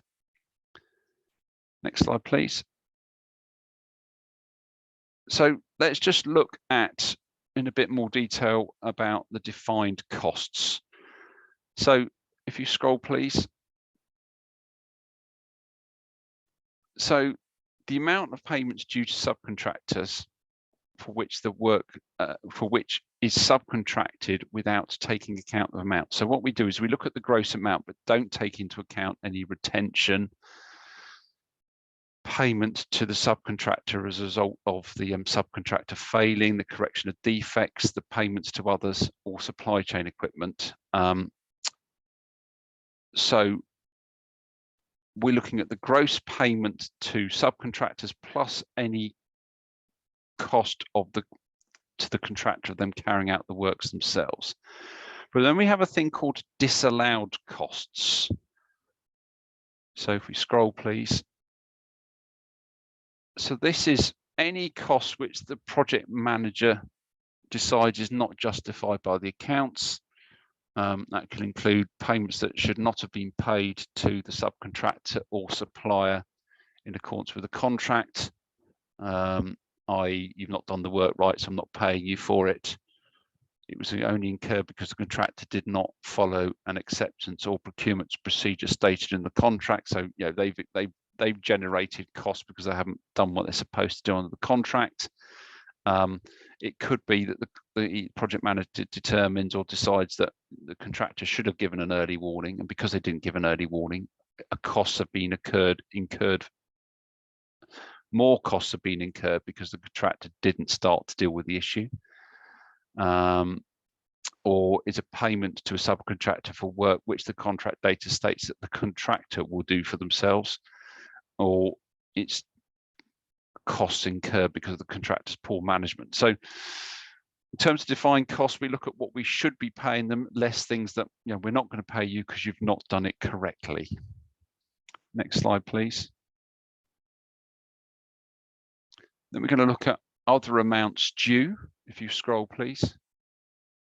So other amounts could include advanced payment under the advanced payment bond, which we are utilising under this project. It could be, so just bear in mind under clause 51.2, if you do not pay the contractor within the required timescales under this contract, the employer is obliged to add interest for that late payment. It could be that we've also going to make payments for off-site materials. So they are some of the other amounts due. So it's the defined cost of work done to date plus other amounts. And then we need to consider anything that we are going to be retained or not paid by the next slide, please, by the employer. So that include if the employer has to repeat a test and a defect is found, then that cost is passed on to the contractor. In the advance payment over the course of subsequent valuations, the contractor is required to pay back that guarantee fund. There may be penalties because the contract is late under the X7 clause. And last but not least, if the contractor hasn't submitted a program for acceptance, then we are going to withhold a quarter of the price for work done to date. So we factor all those things. So all those things get fed into what I would call the sausage machine to determine what we are going to pay.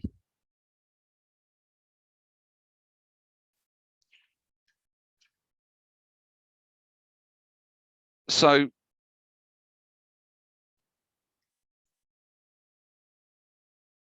it's important that once we have determined what is to be paid, that we send out a clear and concise payment certificate to the contractor that sets out key bits of information. So it will basically clearly state that that's the value of the price for work done to date that we think you're entitled to, plus picking up any amounts to be paid. So that could include the advance payment, less amounts to be paid or retained. So, you know, for example, we do have retention on this project as well. So we've got that, and then once you get to the second and subsequent and later payment certificates, you would include what was paid from last time.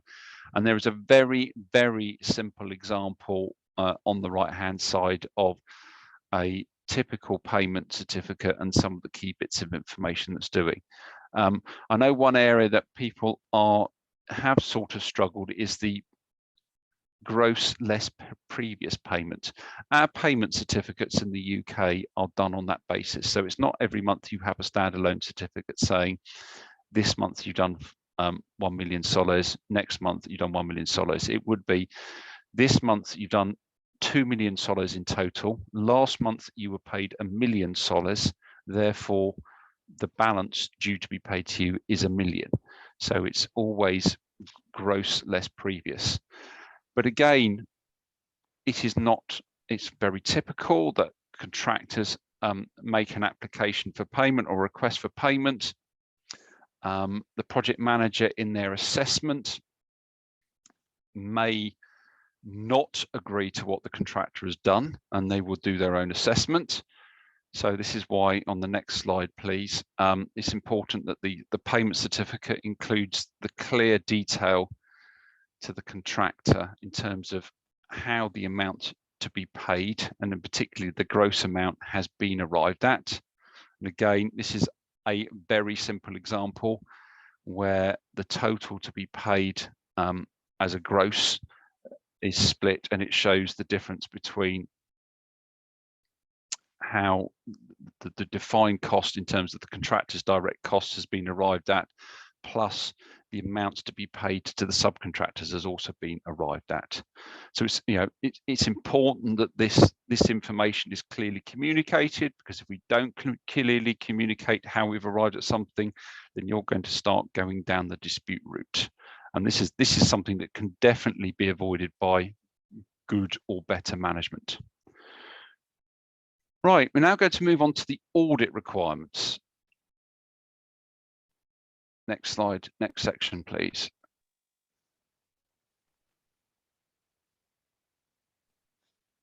So we are. Oh, mics, please. Unless someone's raising a question about what I've just. No, that's fine.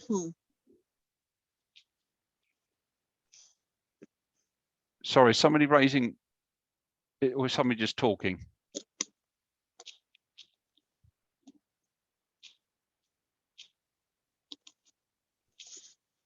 Could you turn your mics off then? Right, so audit requirements. So this is quite an important area for focus on the reconstruction plan, particularly where you are dealing with a reimbursable contract. And what we mean by that is A and B are lump sums. Once you've agreed the price, that's what you're going to pay. You will never check what the contractor has actually cost them. If it's cost them more, that's their risk, that's their cost. If it's cost them less, well, that's the nature of the contract. They're happy because they made a bit more profit. But we're talking about determining what the actual cost has been. And the focus on the reconstruction plan is to pick up, if you like, some of the lessons learned from the Lima Games. So what we're trying to do is to ensure that as the project proceeds, under any option, in particular option F, that we are reviewing and assuring ourselves that what we are paying represents the cost that we should be paying. So again, if you look at the defined cost, what our contract says is the contractor will keep these records of the accounts of payments of defined cost, proof that the payments have been made, communications about the assessment of compensation events for subcontractors, and records, other records stated in the works information. So this is actually an additional clause added to our contract, because we also have added in the requirement that the contractor will allow the project manager to inspect at any time within the works information. Well, actually, I say it's an additional clause. They're clauses added because of the if you looked at the contract, these are clauses that are added because we've picked option F. So these are the option F clauses that put these requirements in. So the account, so let's look at some of these in turn. So the accounts of payments of defined cost, well, this should be relatively straightforward, and it's important that on a regular, as a minimum quarterly basis, that the project manager is verifying that what the contractor is saying that they have paid their subcontractors, that they've actually seen that proof of that payment. That the proof that the payments have been made, and again, not an unreasonable requirement when it's, if you like, a cost plus contract. That the communications are there, so they should be documented, and compensation events that have been accepted by the project manager and instructed, and they should be recorded and evidence that this has been passed down to the subcontractors. And again, if we don't see evidence of this, it could result in cost being disallowed. And then other records as stated in the works information. So these are, if we've got anything specific in there that over and above that we want to see records of, that is important as part of the audit process, that we've confirmed that the contractor has complied with this. And it should also include the cost reporting formats and the way that we want this information presented. And then last but not least, the contractor is required to allow the project manager access within reasonable working hours to these access to access and review these accounts and records, so that the project manager can verify that what they're paying to the contractor is what they pay to the subcontractor. Again, this is a reasonable provision. It's not something alien to contractors. They know about this. But again, in trying to set up so that by the time you get to completion on the project, as much of the audit as much of the project has been audited is actually quite a key task to plan ahead for. It's not something I would advise that you wait to do, oh, we're finishing in 3 weeks' time, we better start thinking about auditing the project, because then you've got months, sometimes years worth of records to go through. So the best thing to do is that you audit as you go along, and then as subcontracts are complete, you've audited, for example, you verified that that's the amount that was paid to the ground worker, that's the ground worker's final cost, that's the amount we paid to the contractor, that's the amount they paid to the subcontractor, and that's it. Someone's got their mic on, please. Could you turn it off? So that's the audit requirements. Next slide, please. Now we're going to look at compensation events. Next slide, please. Sorry, we don't seem to have progressed. Sorry, that's my bad. I've talked you through these slides. Sorry, I was so focused. So we've actually finished this section. Can you get next slide? Next slide. And next slide. Sorry, and then we're moving on to the compensation events. So next slide, please.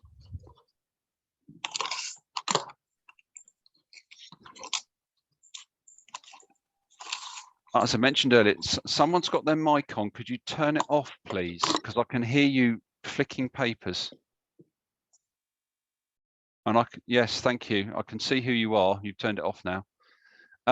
So I mentioned compensation events are events which effectively affect either the program or the cost that we've agreed with the contract. And this is the longest and most detailed section in the contract. Funny that, because it's an area that usually what ends up most projects going to court over. But the reason why it's so long is that it's been written in a way to try and agree events in advance. So the big word is we are agreeing time and cost contemporaneously, which in another way of putting it is we are agreeing costs and time changes, impacts from an event that we know is going to happen or has happened, but we're dealing with it in real time. And section 6 has got 4 basic approaches that breaks this activity down into 4 parts, which is notifying the event, the contractor quoting, the project manager assessing, and then the event being implemented. And there are some simple timescales, which I'm going to go through in a minute, which the project manager and the contractor need to adhere to, because that's the requirements in order to keep the project ticking over. And the timescales are about agreeing the impact, not when the work is done. So that's why we want this to be done in a timely manner. And as I said, we are agreeing time and cost as we go again. I mean, I've said this in other training in the UK. So one of our most common contracts in the UK is called the Joint Contracts Tribunal contract, or JCT. It's abbreviated to. In there, it talks about the timescales once the project is finished for agreeing the final account. Well, there are no timescales in the NEC, because as we go along, if there are changes, if there are events, we agree costs as we go along. Next slide, please. So the contract lists 19 events, and I'm not going to even begin to go through with them, but if you read the contract, and particularly it's worth reading the guidance notes, it would explain the basis that if this event happens, this is what will give the contractor an entitlement to ask for additional time or additional money. Next slide, please. Now, if you remember what I said from the training earlier, that under 61.3, the listed events that are on that first line are basically events where the contractor has in the base contract 8 weeks to raise of the compensation event within 8 weeks of becoming aware of it. Now, under those events, if the contractor goes beyond the 8 weeks, we're eventually saying, oh, you know, you changed something 6 months ago, it's now affected my program, then they're out of time. However, it should be noted that there, on the second point, there are a number of events where there is no time bar. And if you read the events in detail, these are effectively where the project manager and or employer shouldn't have done something and haven't done it in the timescales. And there is no time bar on those. So we're talking about 8 weeks. So remember the 8 weeks in the base contract to raise it from first becoming aware. Next slide, please. So our project manager receives a notification from the contractor saying, I think this is a compensation event, and they've got 1 week to say yes or no in principle to that. So this is where our timescales start to kick in. Now, it might be that at this stage, the project manager thinks this isn't an event. This isn't one of the 19 events under the contract. And the reasons for that could include, well, it's with the job's late, Mr. Contractor, because you've caused it. It's your fault. The project manager might determine that actually the event hasn't happened or is not going to happen. So it's very speculative. You know, so it could be the contractors raising compensation event going, well, the weather forecast next week says it's going to be very high rain, so I want extra time. Well, the event hasn't happened yet. So, and in fact, the forecast might turn out to be wrong. It might be that there was no rain. It could be that actually the event, even if it does happen, has no effect on the defined cost, the completion, or meeting the key date. Or it could be that it's an event which is not one of the events stated in the contract. So 1 week to say in principle. Once the project manager has agreed to that, he will then instruct the contractor to submit a quotation, and the contractor's basically got 3 weeks. Next slide, please.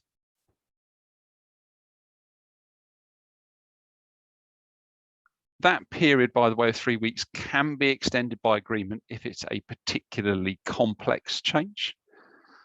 Likewise, actually, if it's a very simplistic change, you'd probably encourage the contractor to do it in less than 3 weeks. Once the contractor then has submitted their quotation to the contractor, the project manager has then got 2 weeks to review the quote. Okay. And if there is no response, if you can scroll, please.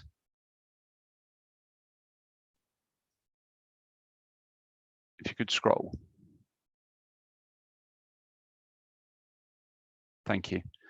So if towards the end of that 2 week period, the contractor's hearing nothing, they would probably be wise to start chasing the project manager saying, I haven't heard anything, what's going on here? So if they haven't got a response within 2 weeks, then actually this is an important point to remember. Silence is deemed to be acceptance.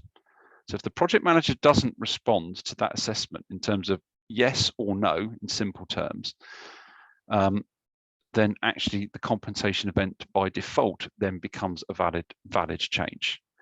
Next slide, please.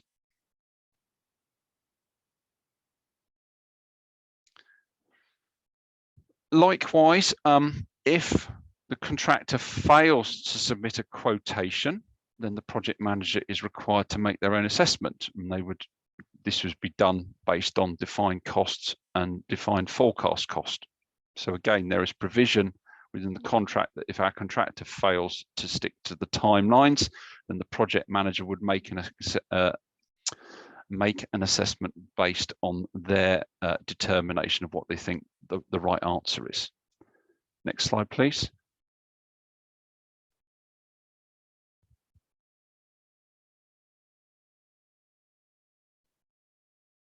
As I said, if there's no response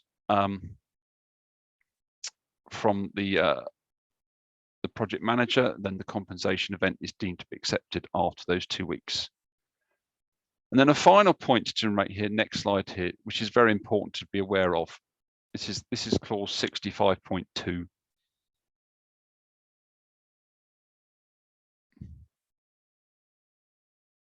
Next slide, please. What 65.2 says is the assessment of a compensation event is not revised if a forecast upon which is based is found by later record information to have been wrong. What that means basically is that we make reasonable assumptions to come up with the compensation event assessment. And once it's agreed, we do not go back and revisit it. The only time a compensation event is revisited is if a project manager sets some criteria of which around which or upon which an assessment is to be made, and if those criteria assumptions subsequently prove to be wrong or incorrect or have changed, then the project manager is entitled to go back and revisit. Someone, I can see who you are. You've got your mic turned on. Could you turn it off, please? I don't want to call you out, but I will tell you who you are in a minute. Turn your mics off, please. Thank you. And what we're saying here, so the assessment process is we need to take into account, so an event's happened. Next slide, please.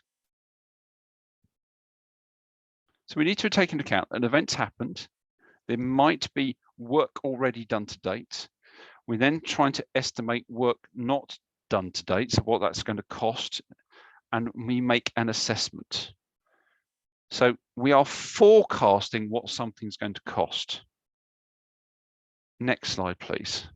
What a compensation event assessment isn't is that you wait till the event's happened and then you go, well, that was the cost and that was the time. That is not how the compensation event process works.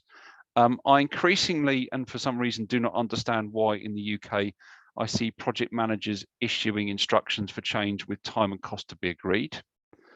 But one of the rationales for agreeing a sensible uplift for time and or money is to ensure that the contractor is going to work to those.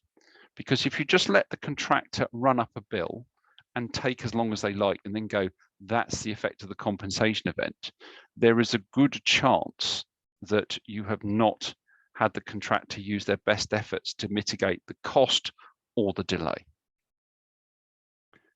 Now let's just touch upon the activity schedule. So if you use option A, you will come across the activity schedule. Next slide, please.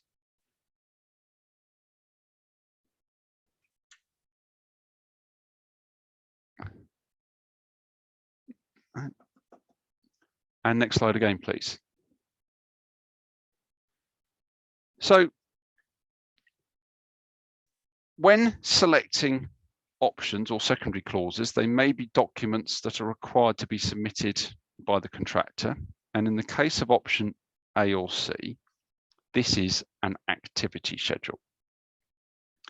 So this is a document that may be initially created as part of the tender document and may be further developed as part of the tender negotiations.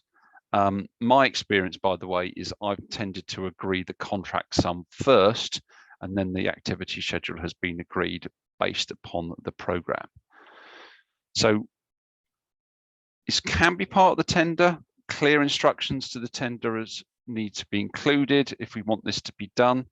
And the schedule itself, the activity schedule, relates to the program. That's covered under clause 31.4. Couple of things to note here as well, because I'll explain a bit more about the activity schedule. If we want to start paying for materials off-site, then that should be identified as an activity in its own right. So let's next slide, please.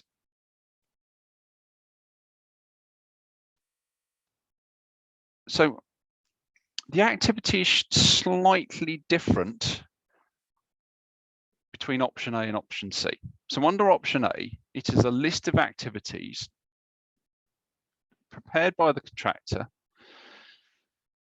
either where the employer has provided all of the works information or the contractor has provided the works information as part of any design that is required to be undertaken.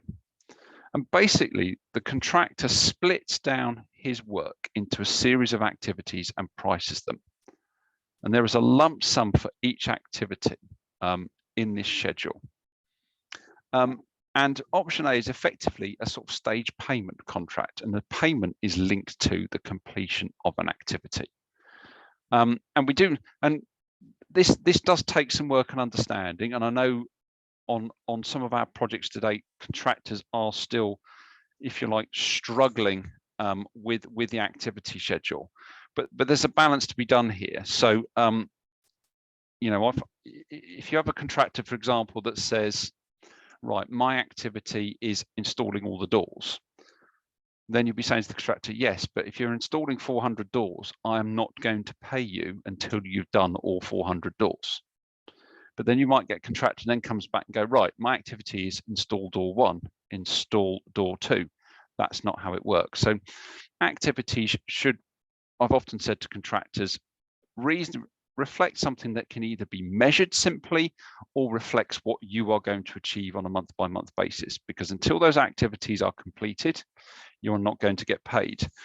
Now, I once had a project which had 2,500 individual activities on an activity schedules, and when I first looked at it, it was rather overwhelming. But then you begin to realize that you don't do all 2,500 activities at exactly the same time.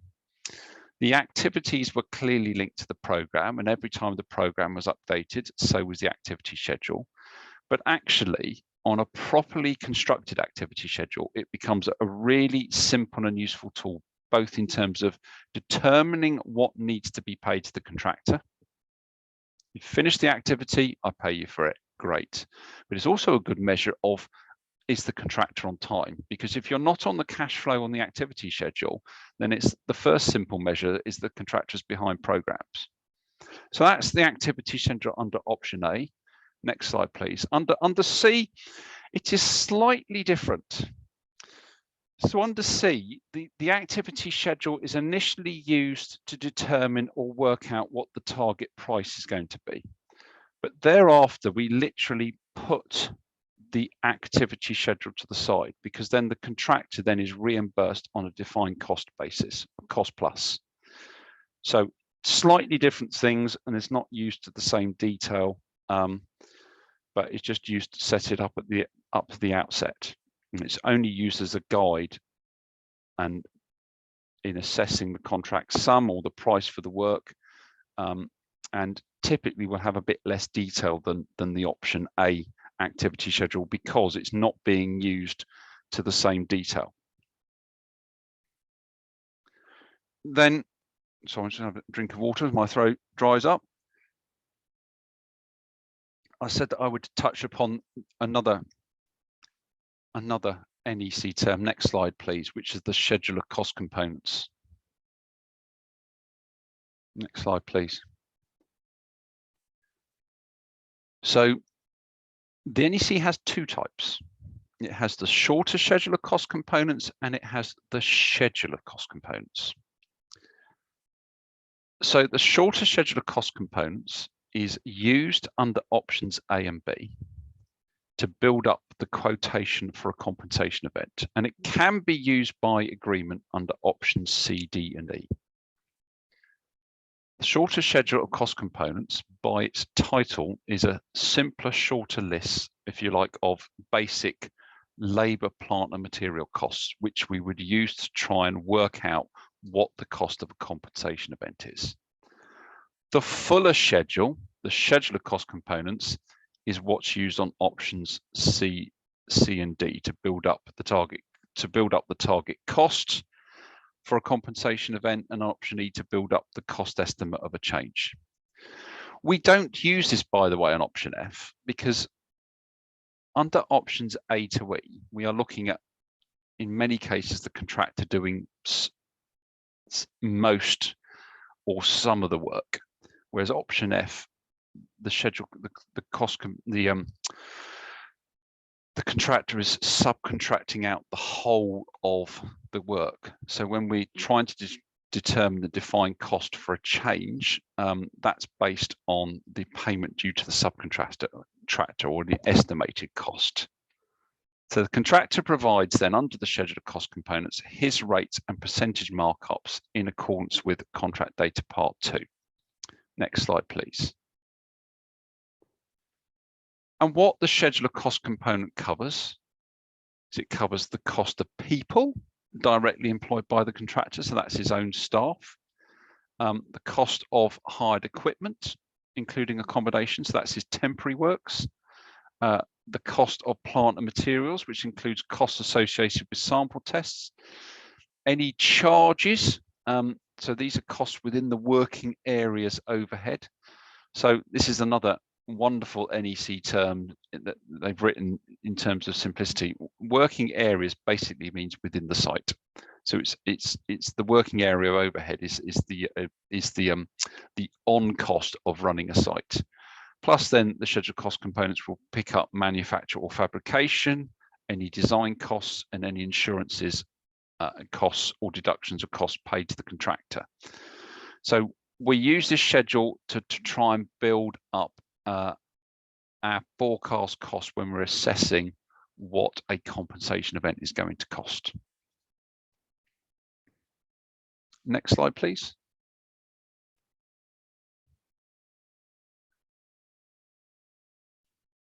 And then I believe this is my last section, which is going to be on risk and early warnings. So next slide, please. So I mentioned that NEC tries to have a proactive approach to the management of risk, and the risk is managed through the early warning process. And the point here is it's supposed to be a key tool to resolve issues quickly and openly. And it's a binding contract requirement to follow this process. And in fact, I have to say, on other NEC projects, we have followed this principle anyway. There is nothing wrong with flagging up in advance, in a timely manner, things that could affect the project, both in terms of it's going to finish late, it's going to cost more, and we try and do something about it. What the contractor also needs to realise is that as part of the compensation event, when instructing a compensation event, if the project manager determines that the contractor should have raised an early warning, and by not raising that early warning, has in fact started to incur costs because they've not dealt with something in a timely manner, then they might actually then say, well, I'm going to instruct you for that quotation, but I'm also at this point notifying you that you should have raised an early warning, and therefore I might reduce the payment to you because of that. Likewise, the project manager is motivated to give an early warning. So this is a two-way process. This is not just the contractor raising something might happen. Good proactive project managers will be regularly going to a contractor to say, oh, the client is thinking about changing something. That's an early warning. If you have a job, for example, where the client is doing the design, the client's design team might issue some drawings. The contractor the project manager will probably be advised to actually raise an early warning when those drawings are issued, to sit down with the contractor to determine whether there is any impact on the program or the prices. Next slide, please.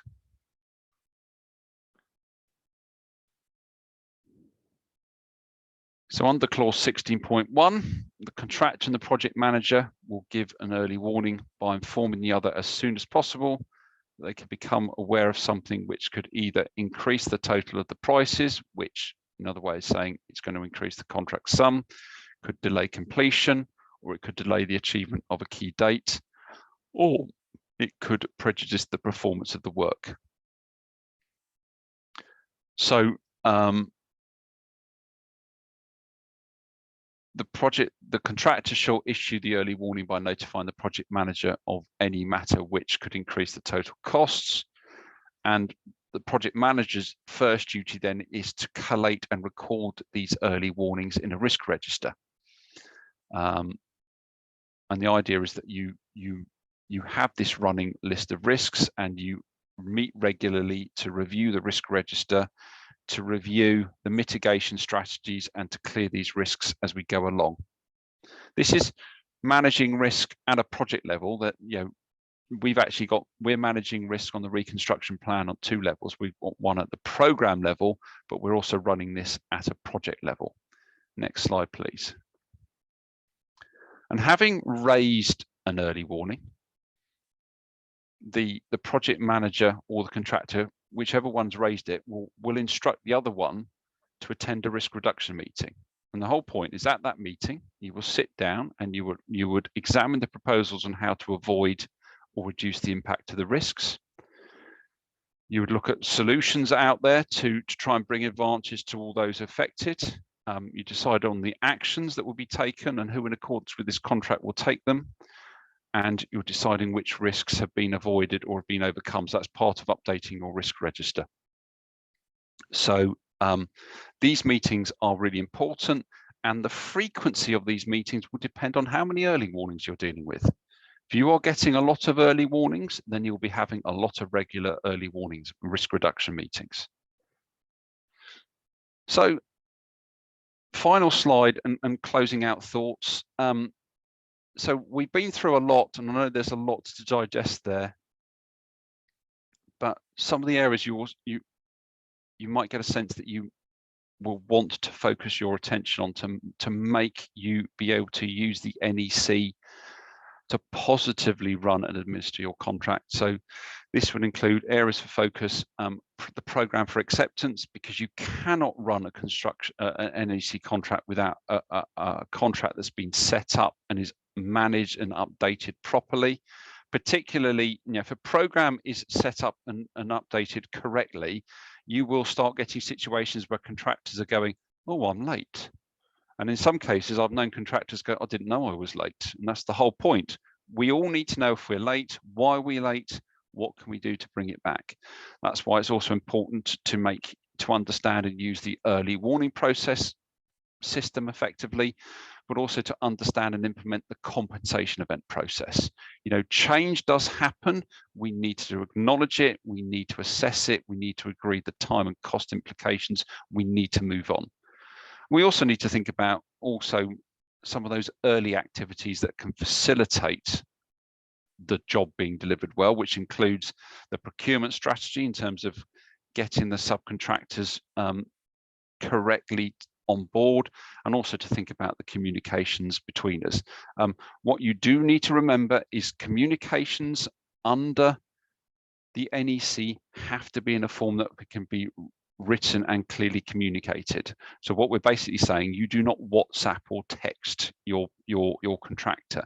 It needs to be formally communicated and in a written format, because there are no verbal instructions. And that is the end of my presentation. Thank you. And that will take us on to the last slide.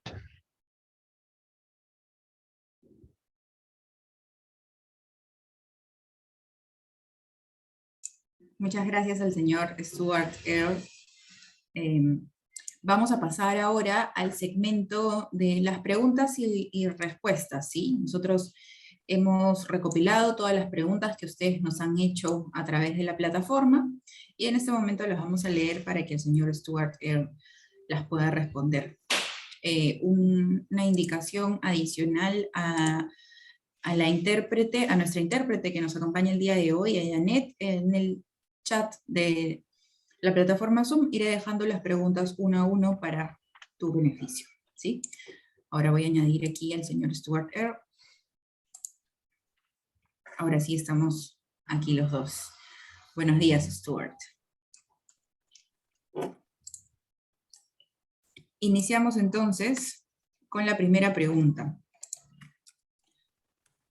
En su experiencia en contratos NEC 3, ¿cómo realizamos una elección correcta de la opción de contrato a utilizar para nuestros proyectos?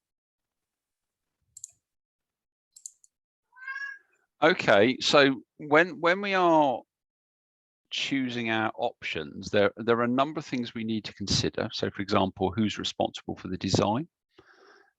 Is an early start on site important? Is cost certainty important? How clearly defined are the employer's requirements? Are we going to change stuff? And last but not least, the allocation of risk between them. So if you remember, I showed you that table so that risk is apportioned differently. We need to consider carefully also that the program constraints and so on. Picking the option isn't always clear cut. It's definitely that one and it's not that one. But sometimes I do come across clients who are going, well, I want cost certainty. And you sit there and go, but do you know what you want to build?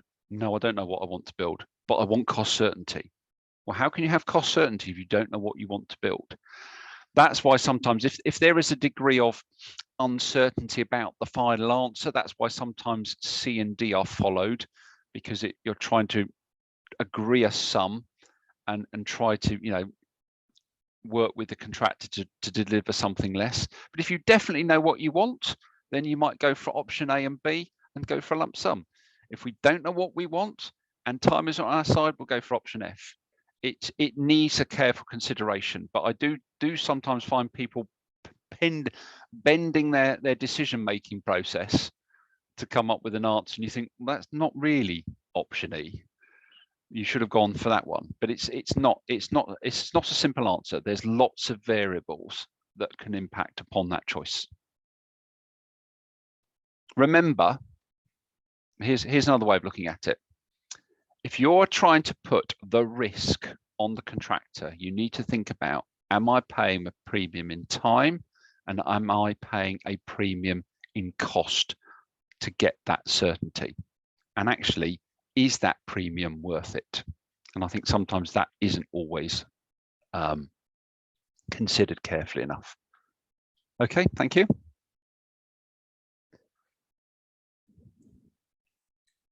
Muchas gracias, señor Stuart Earl. Y siguiendo con esa pregunta, la lista de actividades para la opción A del contrato NEC 3 está determinada entonces por zonificación o por plazo de ejecución, o tal vez por ambos.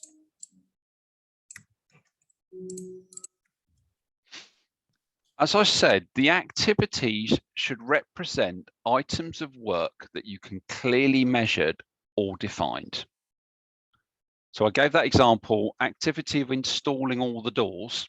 If that's your only activity for doors, then until you've installed all those 400 doors, I am not paying for those activities till you finish them.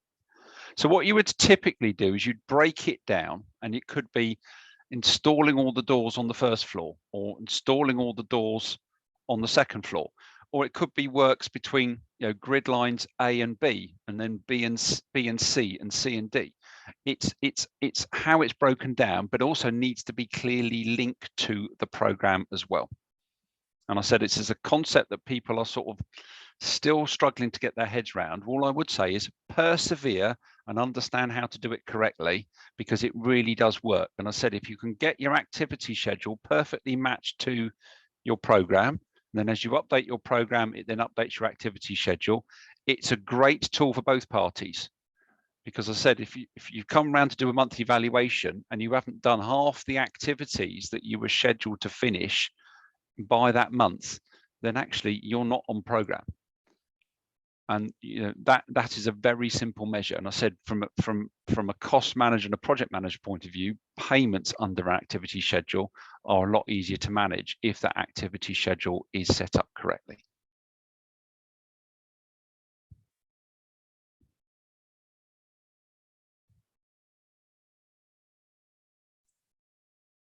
Perfecto, entonces solamente para finalizar con esta pregunta. En su experiencia con las opciones NEC, ¿cuánto se ha ahorrado en dinero y tiempo respecto a la forma tradicional?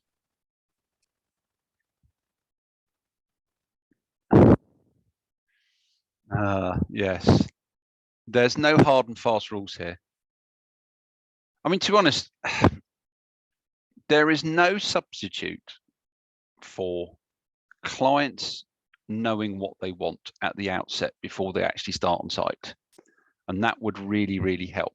In fact, if you think about it, the more you set up the job before you start, so the more you know what you want to build and the more it's been designed, the easier it is then to facilitate savings.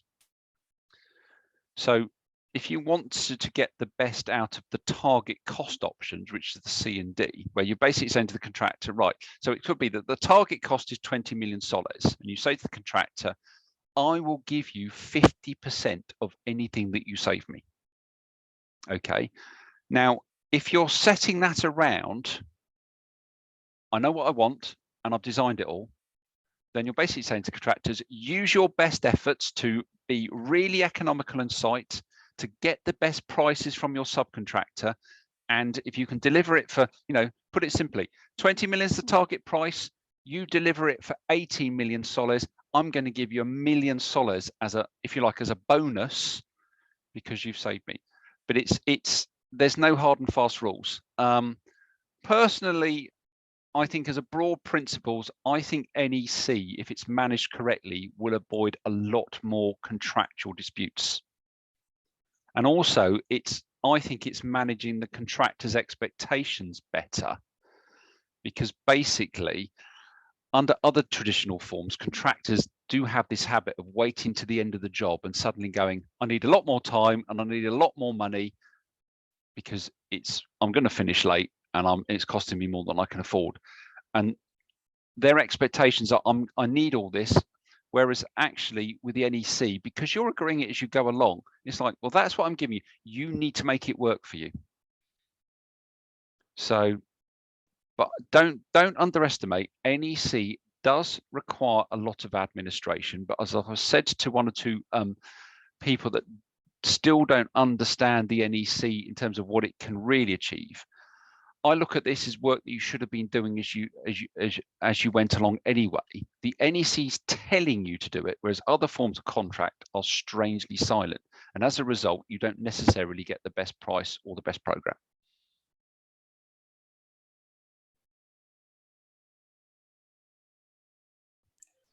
Ok, muchas gracias por su respuesta, señor Stuart. Ahora continuamos con la siguiente. Nos indican que existen plazos para el supervisor de calidad para que puedan realizar sus inspecciones o pruebas. ¿Cómo afectan estos plazos a los subcontratistas? ¿Tienen que esperar a que tanto el contratista como el supervisor de calidad den su conformidad con la calidad de los trabajos para poder continuar con los trabajos?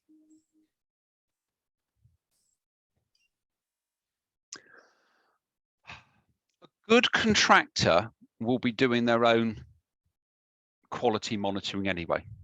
In fact, I can tell you an example. I've worked on a job where the contractor's list of snags was actually bigger than the client's team's list of snags. So a good proactive contractor should actually be monitoring the quality of his subcontractors and telling to his subcontractors in turn, this is not to the right standard, this isn't built in accordance with the drawings that we gave you, so that when the quality supervisor comes along, there should be little or no defective work to be looking for. If the project manager then isn't, so if the contractor is not going to be proactive, then it will be down to the quality supervisor to be formally raising the defects on the project, which then in turn will need to be passed down to the subcontractors.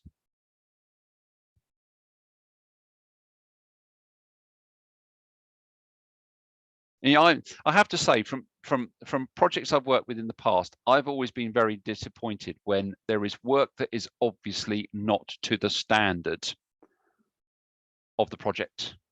But when we've got to the quality section of the monthly progress meeting, instead of the contractor going, right, before we start, I need to tell you, I know that that work's not in accordance, it's not the right standard, I'm not happy with. They sit there and wait to be told. That I find quite disappointing. Good contractors will be proactive about quality management, and good contractors will have a pride to want to deliver the job to the best standard possible.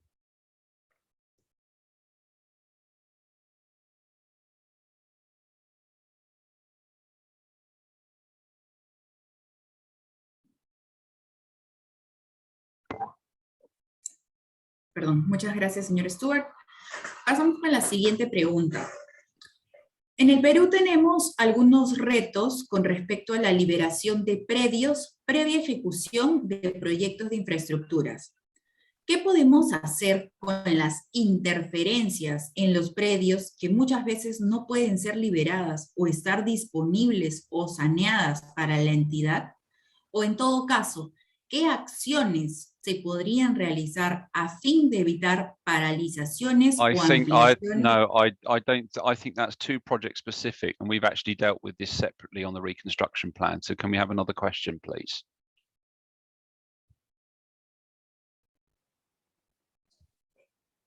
Oh, ok.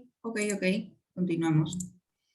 A ver, siguiente pregunta. But sorry, I will quickly answer that. If we know that we can't give the site to a contractor on the date that we said we give it to them, then an early warning should be raised and a discussion should be had with the contractor about, right, when is the date going to be, and try and work out some other plans for that. But you have to bear in mind, if the contractor is already on board, he's running up a bill, he's got a meter, his people are there. If you're not going to give them the site, then you would need to work out, well, do you demobilize? But it's a classic example, if we know client side something is not right, something is not as we've planned, we should be raising the early warning and doing that well in advance so we can work out basically the least impact on the project, and particularly you don't want to end up with a big bill because you've delayed the contractor. So I sort of answered that, but specific answers we have given separately.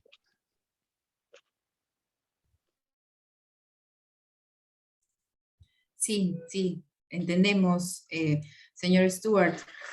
Entendemos que esa pregunta va más relacionada a la etapa de planificación y no está relacionada directamente con los conceptos NEC 3. Así que pasaremos a la siguiente pregunta, ¿sí? ¿Bajo qué condiciones una información puede considerarse información referencial o modificable y no parte del alcance del proyecto?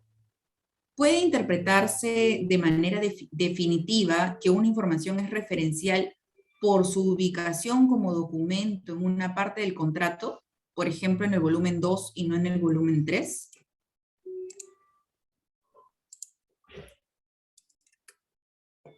Again, that is a project specific one. Can we go for more general questions, please?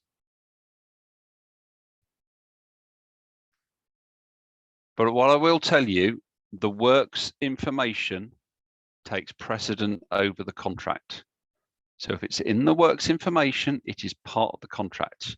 And what you do need to double check is that there isn't something in the works information that contradicts what the contract is saying. But ideally, if you have a specific set of requirements, then they need to be clearly stated and easily found by the contractor. And actually, as and when you're agreeing the price for the job, whether you're doing it, in a one-off tender bid, or if you're building it up by procuring the packages like we are, you should be verifying that the bits that are important have been picked up and not missed by the contractor. And if something important is buried somewhere within our documents, there is a good chance that the contractor is going to miss it, probably as a product of haste rather than a deliberate act. And therefore, you might look a bit silly down the line, and particularly if you know it's important. You need to check what you're buying and to verify that what you've bought is in accordance with all your requirements and what's on the drawings and what the client wants.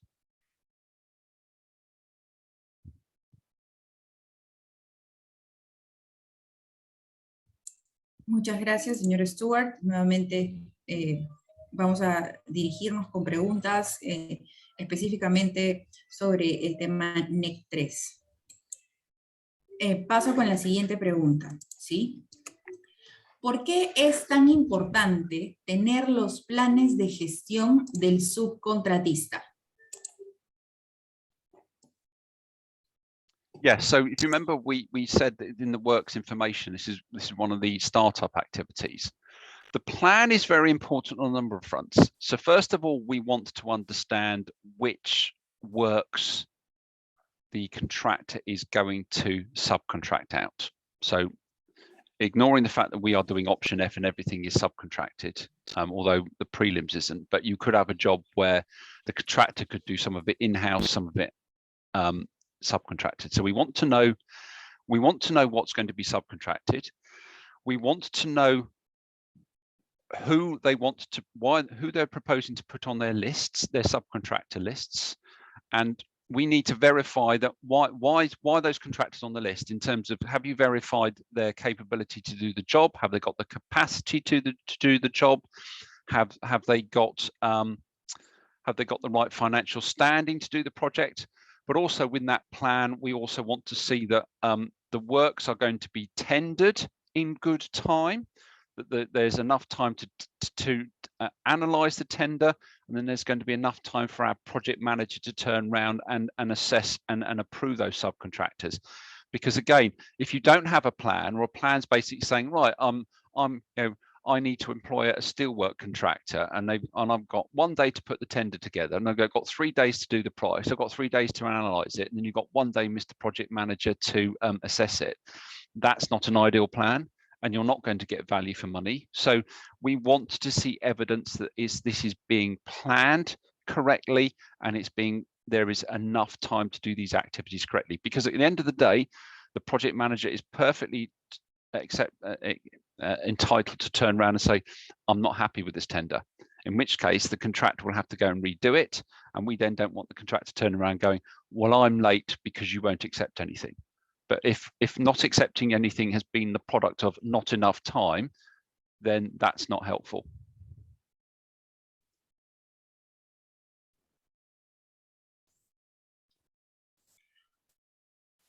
Muchas gracias, señor Stuart. Pasamos a la siguiente pregunta.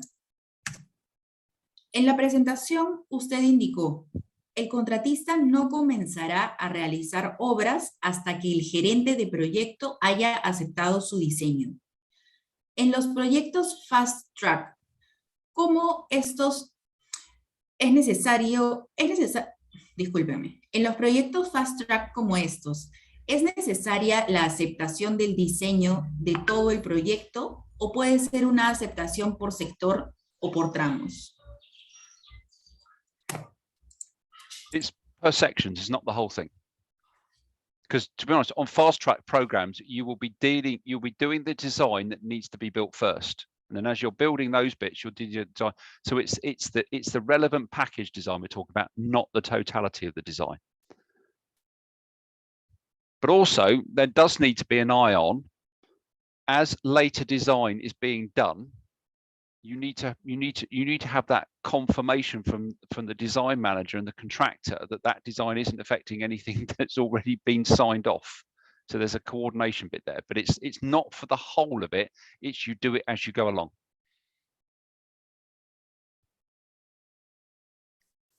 Because again, it's not very proactive. If it's going to take the contractor 6 months to do the design, and you're going to, at the end of 6 months, you're going to turn around and disagree with half of it, you're going to delay the project. So you do it in sensible, bite-sized chunks, and ideally, you agree the design deliverables in advance to suit the program and to suit the subcontractor procurement program as well.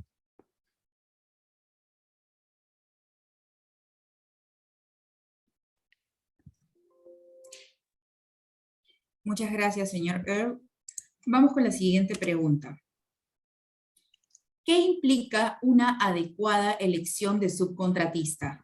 ¿Cómo es que se ve reflejada dicha elección en el proyecto? I would say that's more of a procurement question rather than an NEC question. So can we have another one? Unless Andrew wants to answer that one. Give you something to do, Andrew. If he's still there. No, it's more of a procurement question. As I said before, the choice of subcontractors that needs to be based on, have they got the capability, have they got the capacity, and have they got the financial standing to do the project? That they are three basic requirements that the contractor needs to confirm to the project manager at the very least.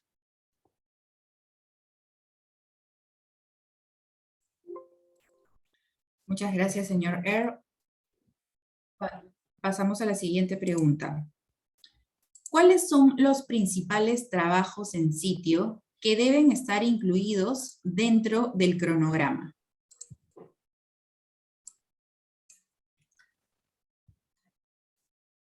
What are the main works? Should be included. What are the main works on site? I don't quite understand the question. Do you mean in the activity schedule? Or the program?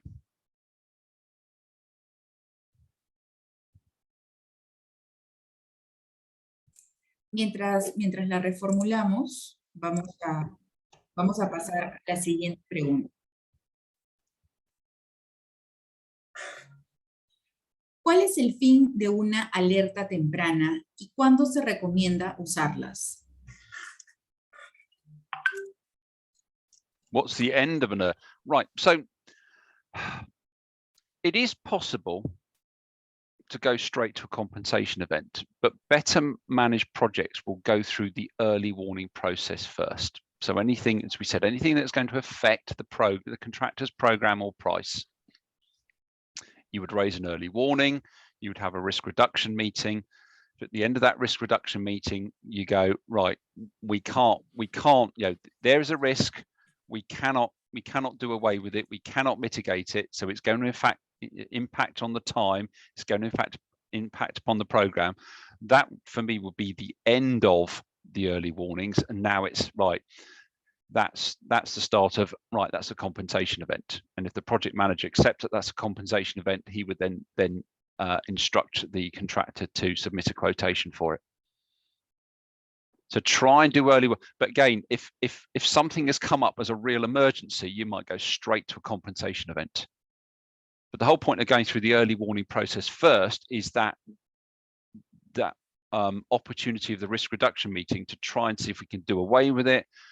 I mean, and I mentioned the example. So if the client issues some drawings and the contractor says, this is going to cost money, and you could sit there in the risk reduction meeting and go, well, is there a better way that we could do it? And the contractor could put a proposal up that says, well, if you change the drawings to do this, it isn't going to cost me any more. That's an example of an early warning in practice that is beneficial to the client. So the client would then go back and redo the drawings, issue them to the contractor and go, yeah, I'll do it that way. It's not going to cost me any more time or money. You only go to a compensation event first if you haven't got time, and contractors need to be reminded that if they've cut out the early warning process first, then that might be held against them by the project manager's assessment by saying, well, you should have raised an early warning first.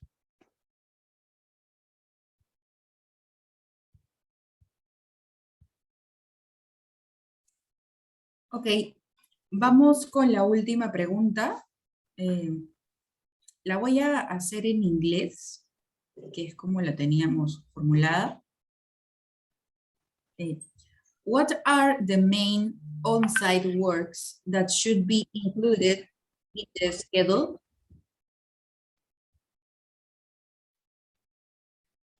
Sorry, you just broke up there. Could you repeat that? What are the main on-site works that should be included in the schedule? Okay. What we need to remember is construction is becoming a kit of parts. So historically, we would bring lots and lots of materials together and build it all on site, what's called in situ. Now there is an increasing demand and frequency of what's called off-site fabrication. So we are having key elements of our projects being built away from the site. So what those key elements will include, if you've got something that's very space hungry, then you have it built off-site in a factory. You only bring it to site when it's ready. If you've got specialist kits and equipment, you probably want it built in a factory. You would order it first, and then you'd have it built away from site.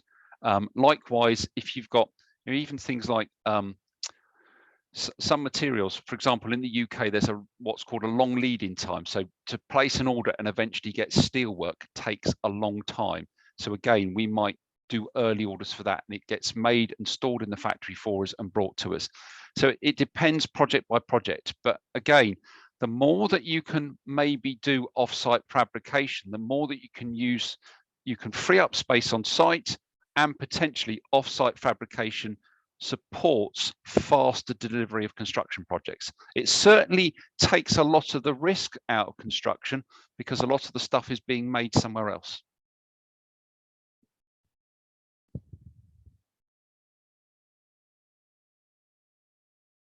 Muchas gracias al señor Stuart. Con esto damos por finalizada la parte de preguntas. No sé si quisiera finalizar con algunas palabras, señor Stuart.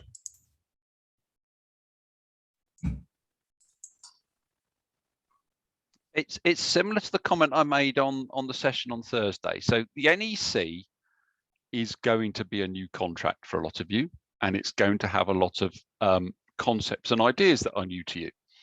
And it will take many years to get to know it properly, but the more opportunity, like on the reconstruction plan, you can get to work with this contract, to understand this contract and beginning to apply it, then carry on, because this is great experience for the future. And this is also what the Reconstruction plan is about.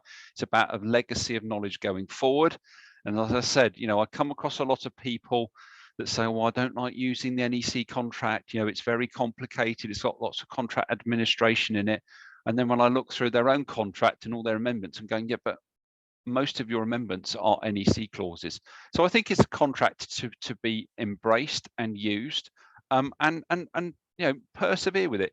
And my final one is, do read the contract, read NEZ clauses, and read the guidance notes, and read any other commentaries that are out there to explain what the contract is trying to do for each of the clauses.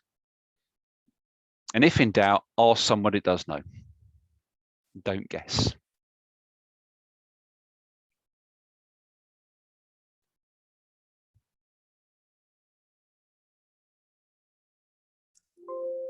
Muchas gracias al señor Stuart Earl por compartir sus conocimientos con la audiencia presente. Hemos dado término a las ponencias magistrales Fortaleciendo capacidades en la industria de la construcción sobre gestión de costos, contratos NEC y procesos de contratación. En nombre de la Autoridad para la Reconstrucción con Cambios, estamos muy contentos ya que claramente se han cumplido los objetivos principales que nos fijamos cuando iniciamos la organización de estas ponencias. Primero, compartir las buenas prácticas internacionales sobre los temas antes mencionados. Y segundo, brindar conceptos claves y útiles que permitan repotenciar las capacidades de los asistentes a esta reunión para los retos que enfrentan diariamente en sus proyectos. Agradecemos al señor Stuart Earl, nuestro experto en temas comerciales, y al señor Andrew Fraser, nuestro experto en temas de procesos de contratación, quien nos acompañó en la primera fecha de ponencias. Ambos son parte del equipo de transferencia de conocimientos del Reino Unido. Gracias por habernos brindado sus conocimientos en distintas materias, tales como las buenas prácticas, los fundamentos y estrategia en los procesos de contratación, gestión de costos, benchmarking y fundamentos del contrato NEC 3. Gracias por las enseñanzas brindadas en estas dos fechas. Nuevamente, agradecemos a todos los participantes por haberse conectado esta mañana en esta ponencia y esperamos que hayan podido recoger conocimientos claves para sus proyectos y también agradecer a las organizaciones que nos brindan su apoyo en la difusión de estos eventos. Les recordamos que pueden seguirnos en las redes sociales de la Autoridad para la Reconstrucción con Cambios en Facebook, Instagram, Twitter, LinkedIn y YouTube. A través de estas plataformas compartimos los avances de las direcciones de línea, así como las convocatorias a procesos de contratación y a eventos como el evento del día de hoy. Muchas gracias nuevamente por acompañarnos y hasta la próxima.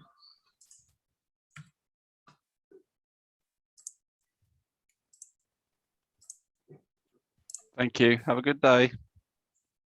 Thanks, Marcia. Bye. Gracias, muchas gracias. Buen día. Sí. Gracias. Gracias. Muchas gracias. Muchas gracias. Muchas gracias. Muchas gracias, buenos días. Gracias.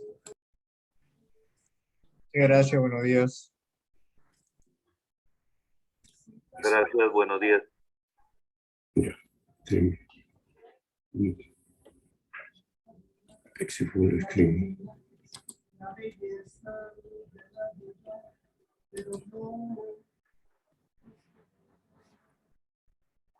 Click me.